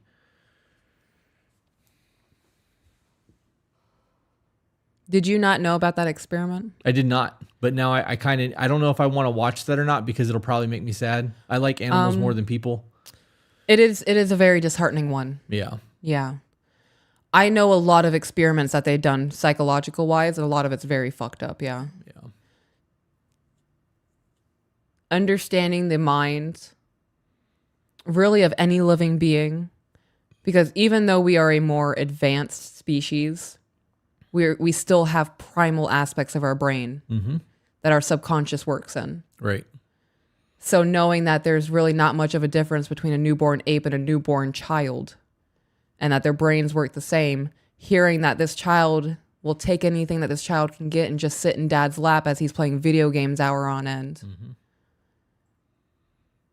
That's disheartening. Yep.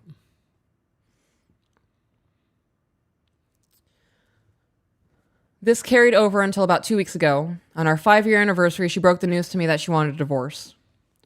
Oh, on our 5-year anniversary. Happy anniversary, honey. Here's the divorce papers. Go ahead and sign that for me. Yeah. It is 100% one-sided, and this really felt like it came out of left field, probably because of how much I ignored reality. She doesn't want child support. She told me I will always be able to see the kids whenever I want, and doesn't even want to involve attorneys. She just wants you out of her life that bad. Yeah. Ooh, fuck. She went past the vindictive state to just full acceptance. Just get the fuck out of my life. Ooh. Yeah. Since then, I have completely quit drinking, watching porn, playing video games, and I've set up counseling for myself. I've been spending as much time as I can with the kids. She has shown me almost no emotion other than anger. She told me she's not in love with me anymore and no longer finds me attractive. She wants me to move on and be with someone else, and she's been talking to another man. Yeah, she's done, bro. Yep. She met this guy playing video games as well. I knew that this friendship had taken place, but didn't think anything of it because they were both in a group of people that would play different games together. So this man's over here cheating on his woman in every way but physically, and goes, nah, she couldn't do the same thing. She's devoted to me. Yeah. Come on. Oh, man. At first, she said nothing about this man that is 9 years older than her, which is something she always told me she would be uncomfortable with, until I asked if there was someone else. You want to know what it was? She recognized that an older man has his shit together. That's exactly what it comes down to. You're telling me a man's not going to play video games all day and ignore me? He's going to stop. He's not going to watch porn at all and just be all about my ass? Okay. I started playing video games. I've played like 2 hours of video games this year. You have. It's so yeah. exciting. The other night, I came into the living room and I was like, I love watching you play this racing game. And you're like, I was ready to turn it off. Yeah, you were done with the kids. Yeah, they were in bed asleep. Right, you were reading to them. Yeah. And I was like, well, I can play poker on my phone, or I can play Need for Speed for like an hour, because I know I had about an hour. Mm-hmm. And you came out and you were like, I love watching you play. And I was like, really? Because I'm going to turn it off. I can keep playing for a little bit. And you were like, yeah, keep playing. And I was like, okay. And you were like, want me to rub your feet? I'm like, what is going on right now? Oh, speaking of rubbing your feet, how did you enjoy falling asleep to that earlier? Did I actually fall asleep? Did I snore? You did. Yeah. Yeah. I think I was still semi-conscious the entire time. Really? Yeah. I was about 3 minutes into rubbing your left foot and you were just out. And I was like, do I keep going? If I switch to the other foot, will it wake him up? Yep. I enjoy rubbing your feet for you. What? It actually helps my plantar fasciitis. Like, it actually helps Yeah. my feet feel better. I'm glad. But I'm willing to do that every night for you. that's a whole new experience. After all this time, we're still having new relationship experiences. Well, I've offered to rub your feet for you before, and you've always told me no. Yeah, it's weird. I'm the one that's supposed to be rubbing your feet, not the other way around. This is the second time I've rubbed his feet, guys. Yeah. As somebody whose affection is shown through acts of service is a very good one for me. Yeah? Yeah. It's funny. I want to get all dressed up and kneel at your kneeling. Rub your feet. It was either the very next day or the day after that where she said she decided she had feelings for him and told him. And of course, this man living on a complete other side of the country felt the same way about my wife. She ain't your wife no more, bro. You fucked that up. Sounds like she hasn't been your wife for a while, my guy. Yeah. That's something people, before my divorce was finalized, they would hit me with that shit. You're still a wife. No, my name is on a document that we signed. That man don't treat me like a wife. I'm not a wife. Yeah. Those relationships normally end before the divorce papers. Yeah, they do. He's offered to pay for her plane ticket and hotel room for her to come and see him. I've tried to explain to her how sketchy this guy sounds, and she won't hear any of it and just tells me that I'm wrong about him and he's a great guy. He was giving her the attention that I should have been giving her, and he was being nice to her when I was on the other side of the house ignoring her. On the bright side, she did agree to go to at least one marriage counseling session, and she would try not to let things progress between the two of them until we see a marriage counselor. That'd be more than I'm willing to give. Yeah, that whole situation seems weird. I thought she gave him divorce papers on their 5th anniversary. Right. I have to take this. Be right back. I think this might be the insurance company. Okay. Well, now what? Fuck. How's everybody's night going?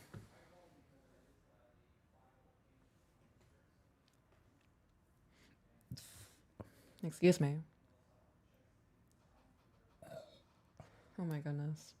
Is Sabrina still in the chat? I have my bread book over here. I was thumbing through it earlier, trying to figure out which bread I want to make this weekend. We are doing poker night, so we have poker nights on Fridays. And I want to do a little charcuterie board with homemade bread. And I'm also doing a Sunday pool day with family. Bringing bread would be pretty cool. Oh, wow, the chat's moving fucking quick. Pretty well. Hi, Peaches. You got this, Peaches. I'm fucking trying. Glad you're feeling better. Thank you. I'm glad I'm feeling better, too. It is 1 a.m. here. It is currently 8 o'clock here. Holy shit, you're up at 1 o'clock watching this? Thank you. Love you, Peaches. Love you, too, random fan. Ooh, pumpernickel bread. Pumpernickel, too. What's the difference? Right off the bat, milk, egg, black bean flakes. Okay. Don't know what black bean flakes are. Hey guys. So I've been thinking about doing a side segment of the podcast where I react to court trials. You know, like Amber Heard and Johnny Depp and that kind of thing. How would we feel about that? Ooh, tomato basil bread. That sounds amazing. Great White Tiger charcuterie board. Shut the fuck up. I hate that that's recorded. That's going to be the shit that I'm remembered for. That and Benefish Bowl scenario. What bread book is this? This is the Bread Machine Cookbook 4. Sent to me by Sabrina. Very much appreciated. Very excited to use. Oh, I just backed out of the email. This email's kind of getting me spicy, guys. You know, I'm thinking now, he said that the biggest mistake I ever made was ignoring my kids. I think the biggest mistake you ever made was letting your marriage fall apart. If your marriage didn't fall apart, I'm sure you would have been more present with your children because you would have been happy in your home.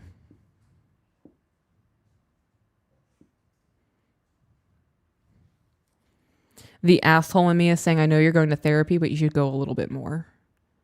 But there's also a healing process and a journey to go through. So I hope at some point that is recognized that your biggest mistake was letting your marriage fall apart.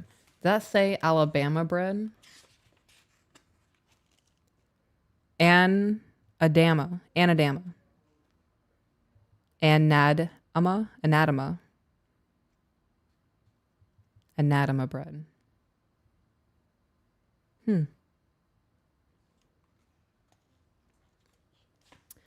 Side blinded will forever be my favorite. Yep, that is that's one of them. Have I watched the new Depp Netflix documentary? I have not, but I saw that. And that's what made me think about doing like court reacts and shit.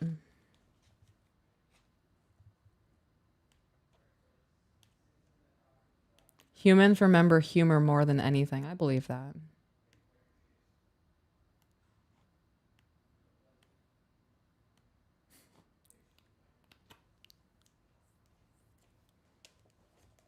He should share this email with his therapist. Okay.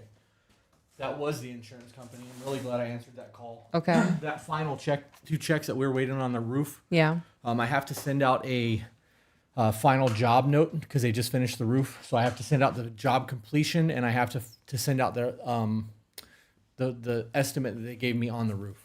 Okay. So that has to all go out tomorrow morning. They gave me an email, and then I got to mail the checks to them to sign and have them sent back out.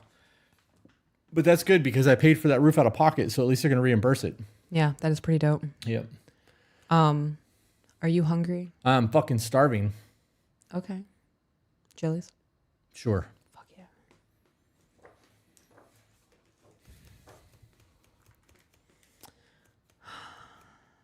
Did you buy it? By what?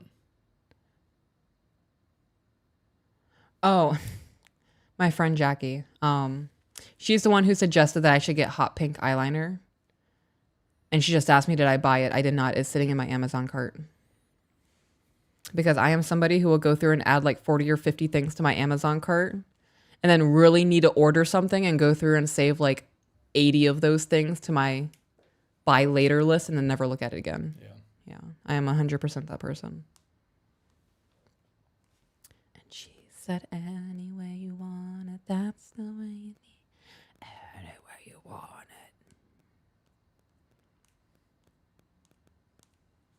I was alone. Bum, bum.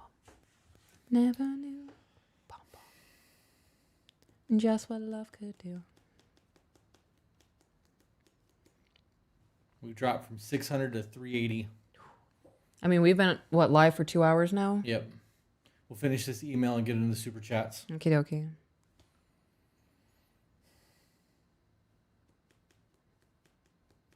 Okay. On the bright side, oh, that's right, marriage counseling. The two of us currently take turns staying at the house so we don't have to move the kids around too much. And some things I've noticed is that she now all of a sudden has a sex drive. And every time I come home, her toys have been used. And she packs them with her when it's her turn to stay out of the house. She's had a sex drive. She hasn't had a sex drive with you, With bro. you, yeah. Right. I too would suddenly have a rejuvenated sex life if suddenly a man gave me attention and made me feel good about myself. Yeah. Yeah. This guy's spicy. Yeah. Whoa, the consequences of my actions.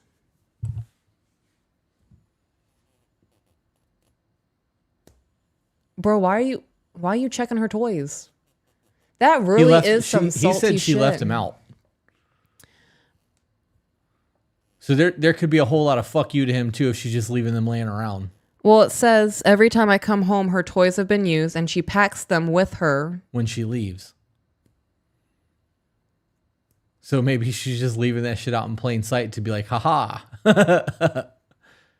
maybe she's talking to the dude on the other coast with her fancy SteelSeries headphones and the vibration from the controller as he's shooting her, talking dirty. Yeah. And now you know why that controller smells fishy. Something's going on around here. Oh my gosh. Lot to process. I had a whole thought train. A whole thought train? A whole thought train. A whole train of thought? And it's gone. Oh, man. I'm going to be honest. I would be doing that too. Being petty? Being spaghetti? petty as fuck, yeah. I'd go out and be buying new toys. I might even use those new toys. But I'm a hint that I'm getting freaky with somebody else. You want to ignore me? Why do you have a whip? There's not even anybody here to use it.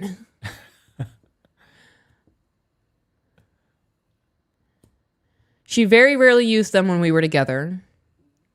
I don't believe that. If you were sitting at your computer playing video games, you don't know what she was doing when she was going to bed by herself. Right. If that was the case. Pure speculation. I am assuming she was going to bed by herself. Yeah. And I think to maintain civility in a marriage, she would not put that shit on display because you might get a little butthurt about that. But now it's... What's the fuck? Dome of doom. The fuck is it? I have no idea what you're talking about. Death Dome. That's not it. Thunderdome? Dome of Terror. Thunderdome. That's it. Thunderdome. Knowing that she is using them to pleasure herself to another man is mortifying, and now I finally understand how I've made her feel for years. Good. The best ways to learn a lesson is embarrassment and pain. Yep. Fucking preach it, babe. I'm glad you're hurting right now, my guy, because you're going to come out a little bit stronger on the other side. Yep. Hopefully a little bit smarter. Yeah. Yep. Pain and embarrassment are definitely the best two teachers on the planet. Yep.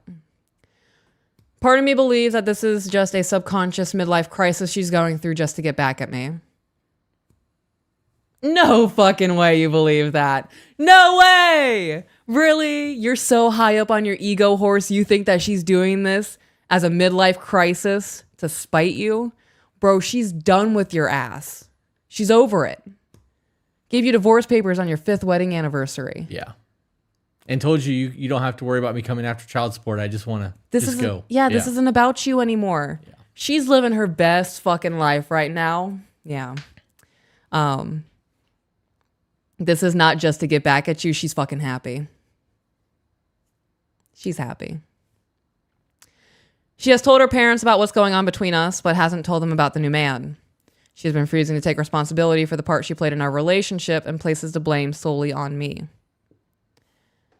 Your guys' podcast has really made me realize all these areas that I went wrong with, and I know what I need to do better for myself and for our kids. I hope you guys can give me some more insight into my situation, maybe see what I don't. Is this worth saving? No. No. Good for you for going to therapy. Yes. Good for you for quitting the corn addiction. Good for you not playing video games and getting your life in order. And definitely good on you for being present with your kids. Yes. But the situation with your ex is done. Yeah. Move on. Yeah. Everything she's doing right now is not about you. Yeah. It was about you for a very long time and is no longer about you, and you need to accept that. Yep.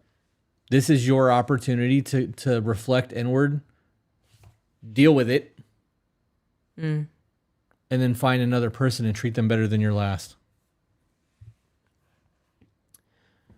P.S. Some things I forgot to add and just don't know where they fit in.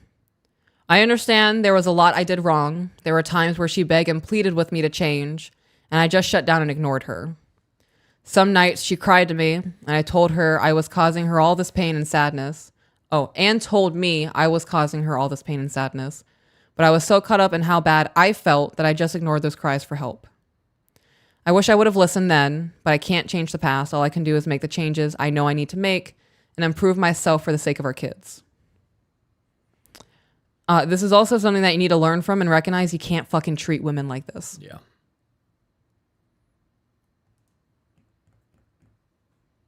It sounds to me like she even tried to communicate the issues and he just wasn't having it.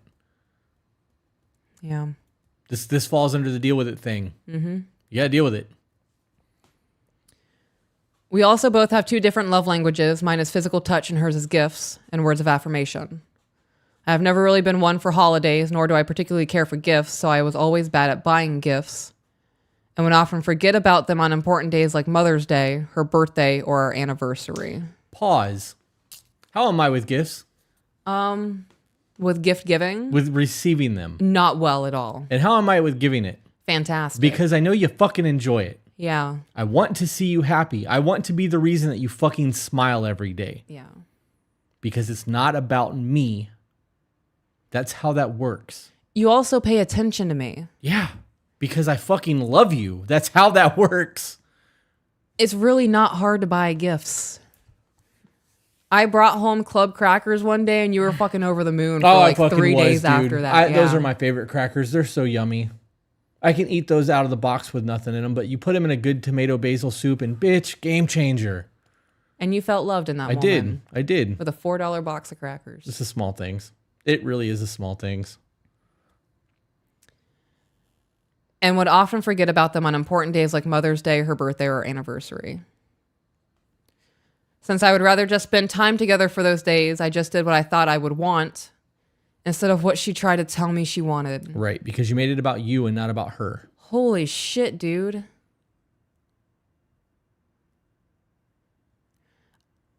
I'm glad you're not this person anymore. Hopefully. Hopefully, yeah. Let her go, bro. Yep. Don't be shitty with her. Don't try to get back at her and be like, I can't believe you're doing this to me with another man. She's kind of suffered with you long enough. Yeah. Even if you guys go to marriage counseling and try to make this work, the next 5 to 6 years of your life is going to be super fucking shitty while she gets over everything. And are you willing to eat crow that long? Or at this point, are you even willing to overlook the fact that she's being intimate with another man? Well, I mean, he would, I think, you know. I mean, right. But if kinda she does deserves come that. back and she's like, okay, well, I do want to make this work. I'm seeing changes in you. Can you overlook the fact that she was getting on with another dude? Yeah. Like, is that going to be something that you now throw in her face? Well, she didn't physically cheat. He never said that she actually went there. That's true. She but did the same thing he did. That is very true. It's just conversations. Right. Doing everything to myself. There's nobody touching me. It's just conversation, babe. Yep. The energy you put out always comes back threefold. Damn, bro, you were just on dating sites to be on dating sites. She's actually in love with this motherfucker. Whew. You're savage. That's rough. Like, that's a lot to process. The energy you put back comes back threefold. Yep. You were just dicking around trying to get a dopamine response. Look at what's happened. This is why I calculate my actions and how it'll affect my future. Yeah. Yeah. Am I too much? Am I too savage?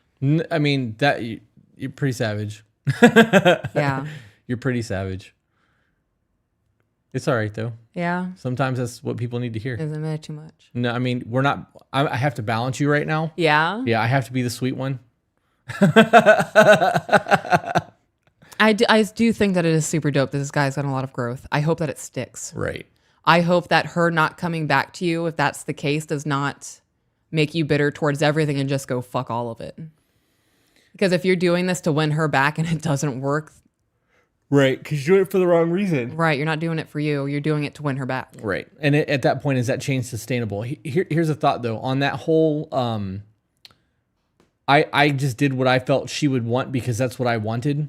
I just did what I thought I would want. Right. Yeah. This is the perception is reality. Mm-hmm. He sees his reality the way he views it and thinks that everyone else on the planet views it the exact same way. Yeah.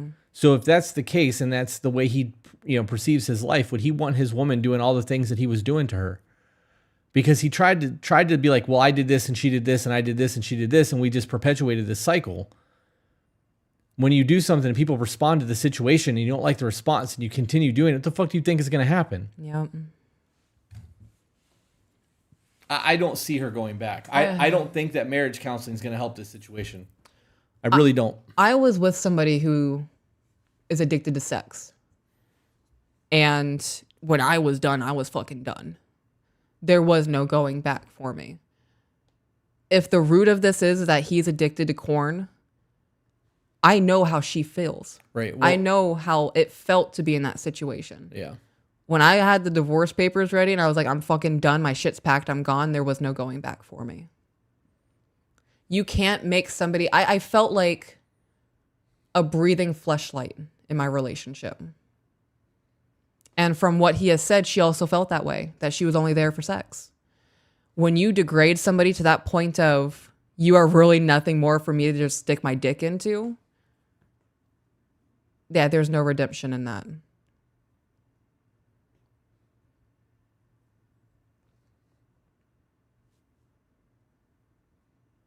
Are you processing? You got nothing to say? I mean, no, I don't. I don't. because I can't add to that. Okay. Like, It's dehumanizing. yeah. I can see that. Yeah. She was also dealing with postpartum depression after her first child was born. She was a stay-at-home mom for the 3 years I was stationed in North Carolina. While she was being a stay-at-home mom and dealing with her mental health problems, she was unable to do the stay-at-home mom things. I almost always came home to a messy house and had to immediately take over taking care of our son, as well as cooking dinner. This made me feel drained and that I never had a break and fueled my depression even worse. So you guys weren't leaning on each other. Right. She was dealing with hormonal imbalances. Yeah. Postpartum depression, which doesn't last 3 years. No, it lasts about a year. Right. So the things that happened in that year bled out afterwards. Right. But if he said that this happened for the 3 years that he was stationed in North Carolina. Right. So if this went on for 3 years, it wasn't the postpartum depression. This is just who she is as a person. She was a messy person. She was comfortable living in the house the way that it was living in, and he wasn't okay with it. Okay. And instead of realizing like, hey, this is just who she is, he got butthurt about it and decided he had to clean and make things to his standard. Sometimes that's just the way things got to be because not everybody sees cleanliness the same way.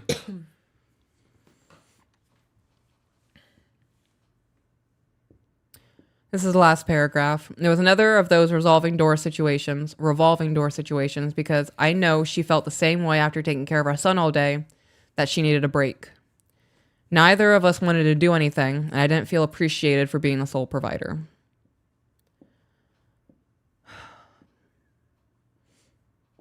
That's a problem. That is a problem, and that's something that needs to be a conversation. If a man is busting his ass to be the sole provider for a stay-at-home mom and their child, there needs to be conversation of, I understand that you're isolated or you feel lonely, you miss me, and I really am trying my best. I'm FaceTiming you every night. I'm trying to text you every morning that I wake up. When I am not in the middle of whatever I'm doing for the military, I text you. I feel as if there is no reciprocation in what I am going through on my end mentally. Yep. And they were both going through it. And they should have Right. talked about it. Hey, I appreciate you being a good mom to our kid while I'm fucking out killing myself trying to fucking make ends meet to make sure that you have everything that you need. Yeah. I really appreciate you doing that because it sucks not having you here, but I know that you care about us and you're making sure that our kid has what you know what I mean? Like that, Yeah, those that back and forth of, this is fucking hard. Thank you for Right. doing it with me. Right. Gratitude. Yeah. My recommendation is to accept that this is what happened in your relationship and learn from it, and don't treat another woman like that. I agree. Recognize that postpartum depression doesn't last for 3 years. There were issues going on. You were having problems because you felt she was being lazy or underappreciative, whatever was happening, and you didn't communicate that. Right. I think that's bottled it actually up. what the issue is that he probably felt like she was being lazy. Yeah. Yeah. I agree 100%. That's exactly the way he felt. And probably turned to corn and started going there. He's also stationed somewhere for 3 years. Right. Yeah, I don't know about. I would have to ask the people in the chat, but if you're stationed in another state and you're married, doesn't the military normally provide housing or at least some sort of housing relief for your family if you're not on base? Yeah, I'm almost certain that I don't know. that's why people get married. Right. I is don't to know how have it those is now. benefits. I don't know. All of my family is all retired military. I don't know anybody that's currently active. But I know that for my entire childhood, everywhere my uncle went, my aunt and all of the kids went. Yeah. Like, that's just the way that was. So why would that have changed all of a sudden? View this whole thing as a learning experience. Yeah. She might have been the love of your life. That is not the case anymore. And if she truly was the one and you cannot find a relationship that is more compatible or you feel more at home, that was your one opportunity, bro. It's still a thing. It is still a thing. It's called BAH. Basic House Allowance. Yeah. Or BHA.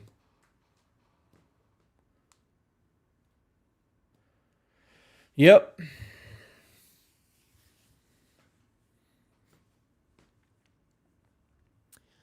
So our DoorDasher's name is Robert. And Robert just said, I'm on location. Your order's still being prepared. Once it's completed, I'll double check everything and be on my way. Tell him to leave it on the table on the porch. I'll go turn the light on. I'm going to say, Robert, thank you. Are we done with that email? Yeah, that's it. Okay, we can read super chat, so we'll do that as soon as I get back. Okay. Is AJ still in the chat?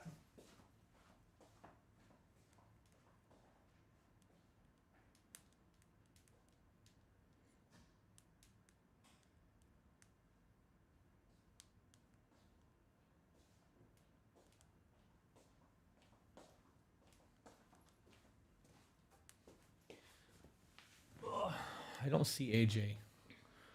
I also don't know how delayed our shit is. Very delayed. AJ is not in the chat. Of course he's not. Fucker.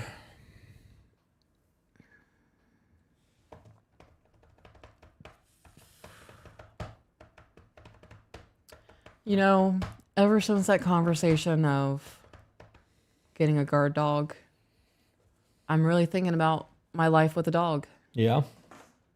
Yeah, runs in the morning before the sun comes up. I would like to do that.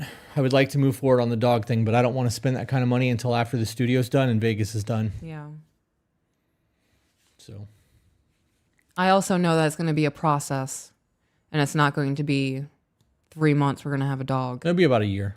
It's a very long time. It's not. It is.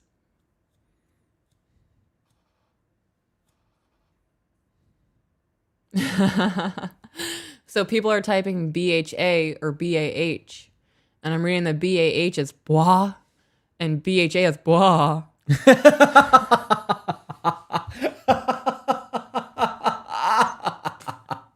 How'd that go?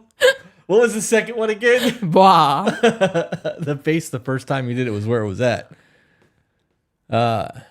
People are asking about the dog. How much is the dog? Get a pit bull. We are going to get a German Shepherd, and we are going to spend the money to have it trained and as a service animal, but to actually have it trained to protect. Mm-hmm. And it's not going to be fucking cheap. I'm not going to say the amount because I don't know if the price that I was given is a me price or like a general Overall price. Yeah. So I don't want to get into that, but the dog that we are getting will be one of those dogs that will eat a motherfucker if they have to. So.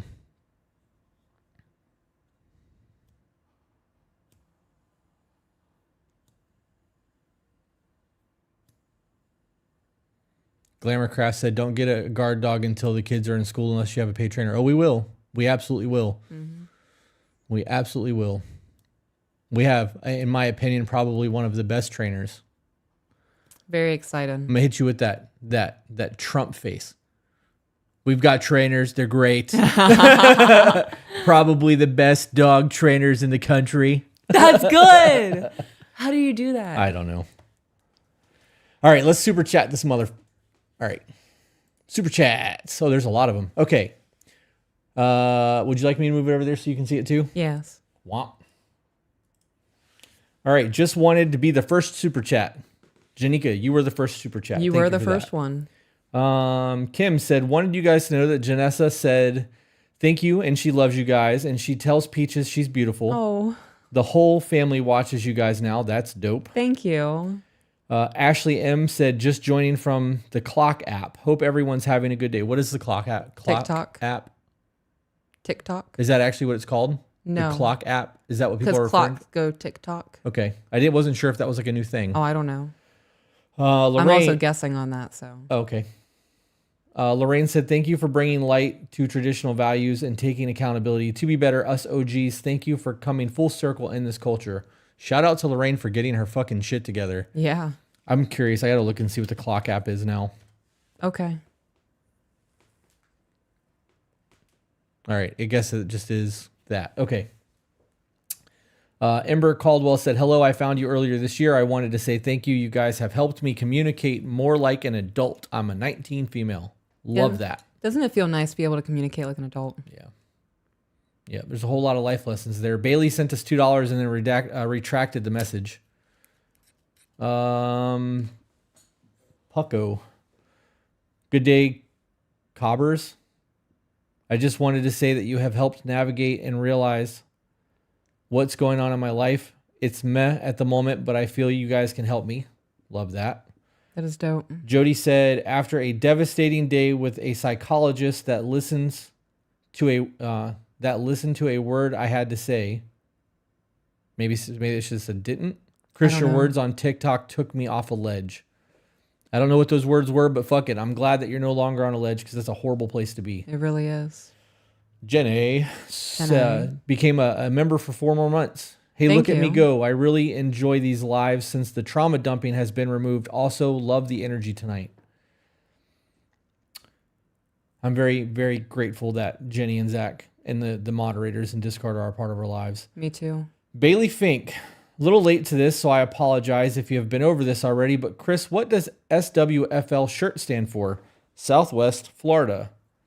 And the little logo in the center, which is not center because these shirts were misprinted, Jordan, is my tattoo studio badge. Mm-hmm. These are shop shirts. It's got my shop logo on the back. Is it on the back? Yes, it is. Yep. I don't know how much of that you could actually see, but all right. Next super. Another from Jenny, $20. I am so stoked for your growth. I am thrilled for this studio and cannot wait to come and visit and see it in person. You two are really doing the thing, and I'm so proud of you both. I am also proud of the community you have. It's really crazy to see how the podcast just keeps going upwards. Yep. Jenny, I've already told you when you're ready to visit, we'll buy your plane ticket. Yeah. Slim Duggan, finally caught a live. Wish wifey could be here. Too long, y'all. I don't know what that means. Yeah, that was a very hard one to read. Thank you. Appreciate the super chat. Yeah. Big Danish. Enjoying the live. Hit the notification button. Little click. Elizabeth said, I wanted to start off my family. I'm sorry. I'm blind. I vented to part of my family about me and my partner's issues before finding out I was the problem. How do I correct the situation when they feel he is the problem? They are being too protective of me. Are you really putting on your glasses? You fucker. I'm blind as shit, bro. I thought that shit said I wanted. Put them on. No. Put on the glasses. What did it say? Can you read it again? Because I can't see that shit. I can't either. I vented to a part of my family about me and my partner's issues before finding out I was the problem. How do I correct the situation when they feel he is the problem? They are being too protective of me. You own your shit. Yeah, tell him I fucked up. Yeah, you tell him that I made that about him because I didn't want to take responsibility for my actions in the moment. Yeah. Yep. I made myself to be a victim. Lorraine sent us a $20 super chat that says, note my YouTube suggestion that could help people after a breakup. I don't know what the YouTube suggestion was. Yeah, I don't know what it was either. Must have missed that one. Hunter said, glad to be able to attend a live on my day off. Hope y'all are having a great day. Hunter from California. Hunter from California, thank you for sending us a super chat. Yes, thank you, Hunter from California. Amanda said, still so proud of you guys for your achievement. Thank you all for all that you do. You two are so fantastic. Thank you. Tiffany said, I've asked my boyfriend to do gentleman stuff for me, like opening the car door for me. He says, I don't act like a woman, meaning I don't dress like a feminine woman. So why should he treat me like one? You should have punched him in the throat and been like, how's that, motherfucker? Is that feminine? I know a lot of women who dress feminine but aren't deserving of the gentleman treatment. Right. Sounds like an excuse to be lazy, to not treat you right. Sounds like a shitty thing to say. That is boyfriend, not husband, is the cue there, right? I wouldn't even say boyfriend. I would say that's... Oh, so it's like that. We're just courting then? Right. When you have standards and self-esteem and self-worth, you don't let people talk to you like that. No. I would never accept that. Apparently, Jenna, fuck yes to Peaches and her play button. Finally, you don't take enough of a moment for it, and you deserve the celebration. So proud of you both. Thank you. Love that. That is pretty dope. I think that's all the super chats that have come through. All right. Has our food been picked up yet? He is approaching.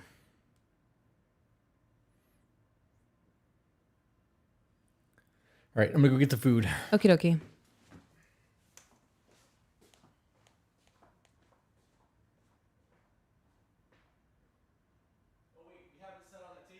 Yes. Okay, then I don't have to go out there.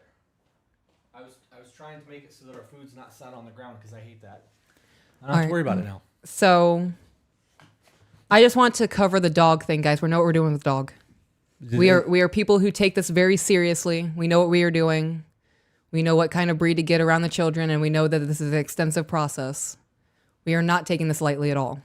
Why did that come back up? Because I'm getting tagged and stuff on the Discord. So I just want to make it known that we do not do things on a whim. Right. No. Especially when there's the safety involved. Mm-hmm. Yep. All right. I'm going to do this one time and one time only to make your night.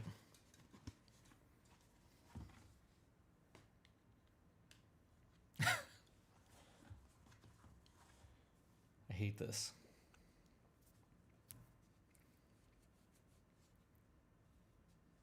These aren't even like super strong. You're fuzzy. Does that make your day? Are you happy now? Bye, guys. That's funny. Des Clan said man meeting. We're not doing a man meeting tonight. I'm going to eat dinner and finally spend the first night of my week without kids with my woman. But we need to have one. I want to do a live call because there are things that I feel have been neglected, and I kind of owe that. So we're going to not do that tonight. People are hating on the glasses.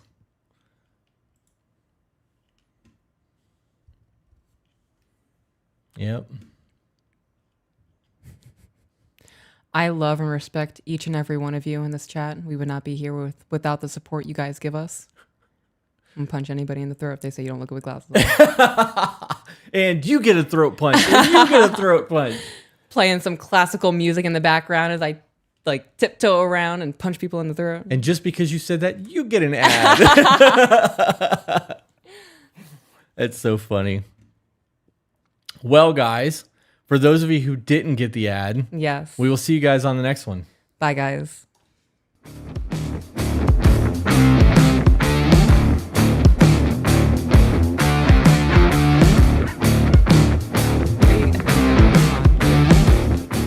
Wait a minute. I'm still here, guys. I'm still here. We're still She's here. still here. She's just not putting her headphones back on. We got a super chat last second. And it says, fun fact, around the age of 40 is when your near vision starts to decline. Your distance vision gets a little better. That is all. Thank you, Tiffany, for the super chat. You are right. They told me that when I got my glasses, the difference is I'm seeing in standard definition. And when I put my glasses on, I see in high definition.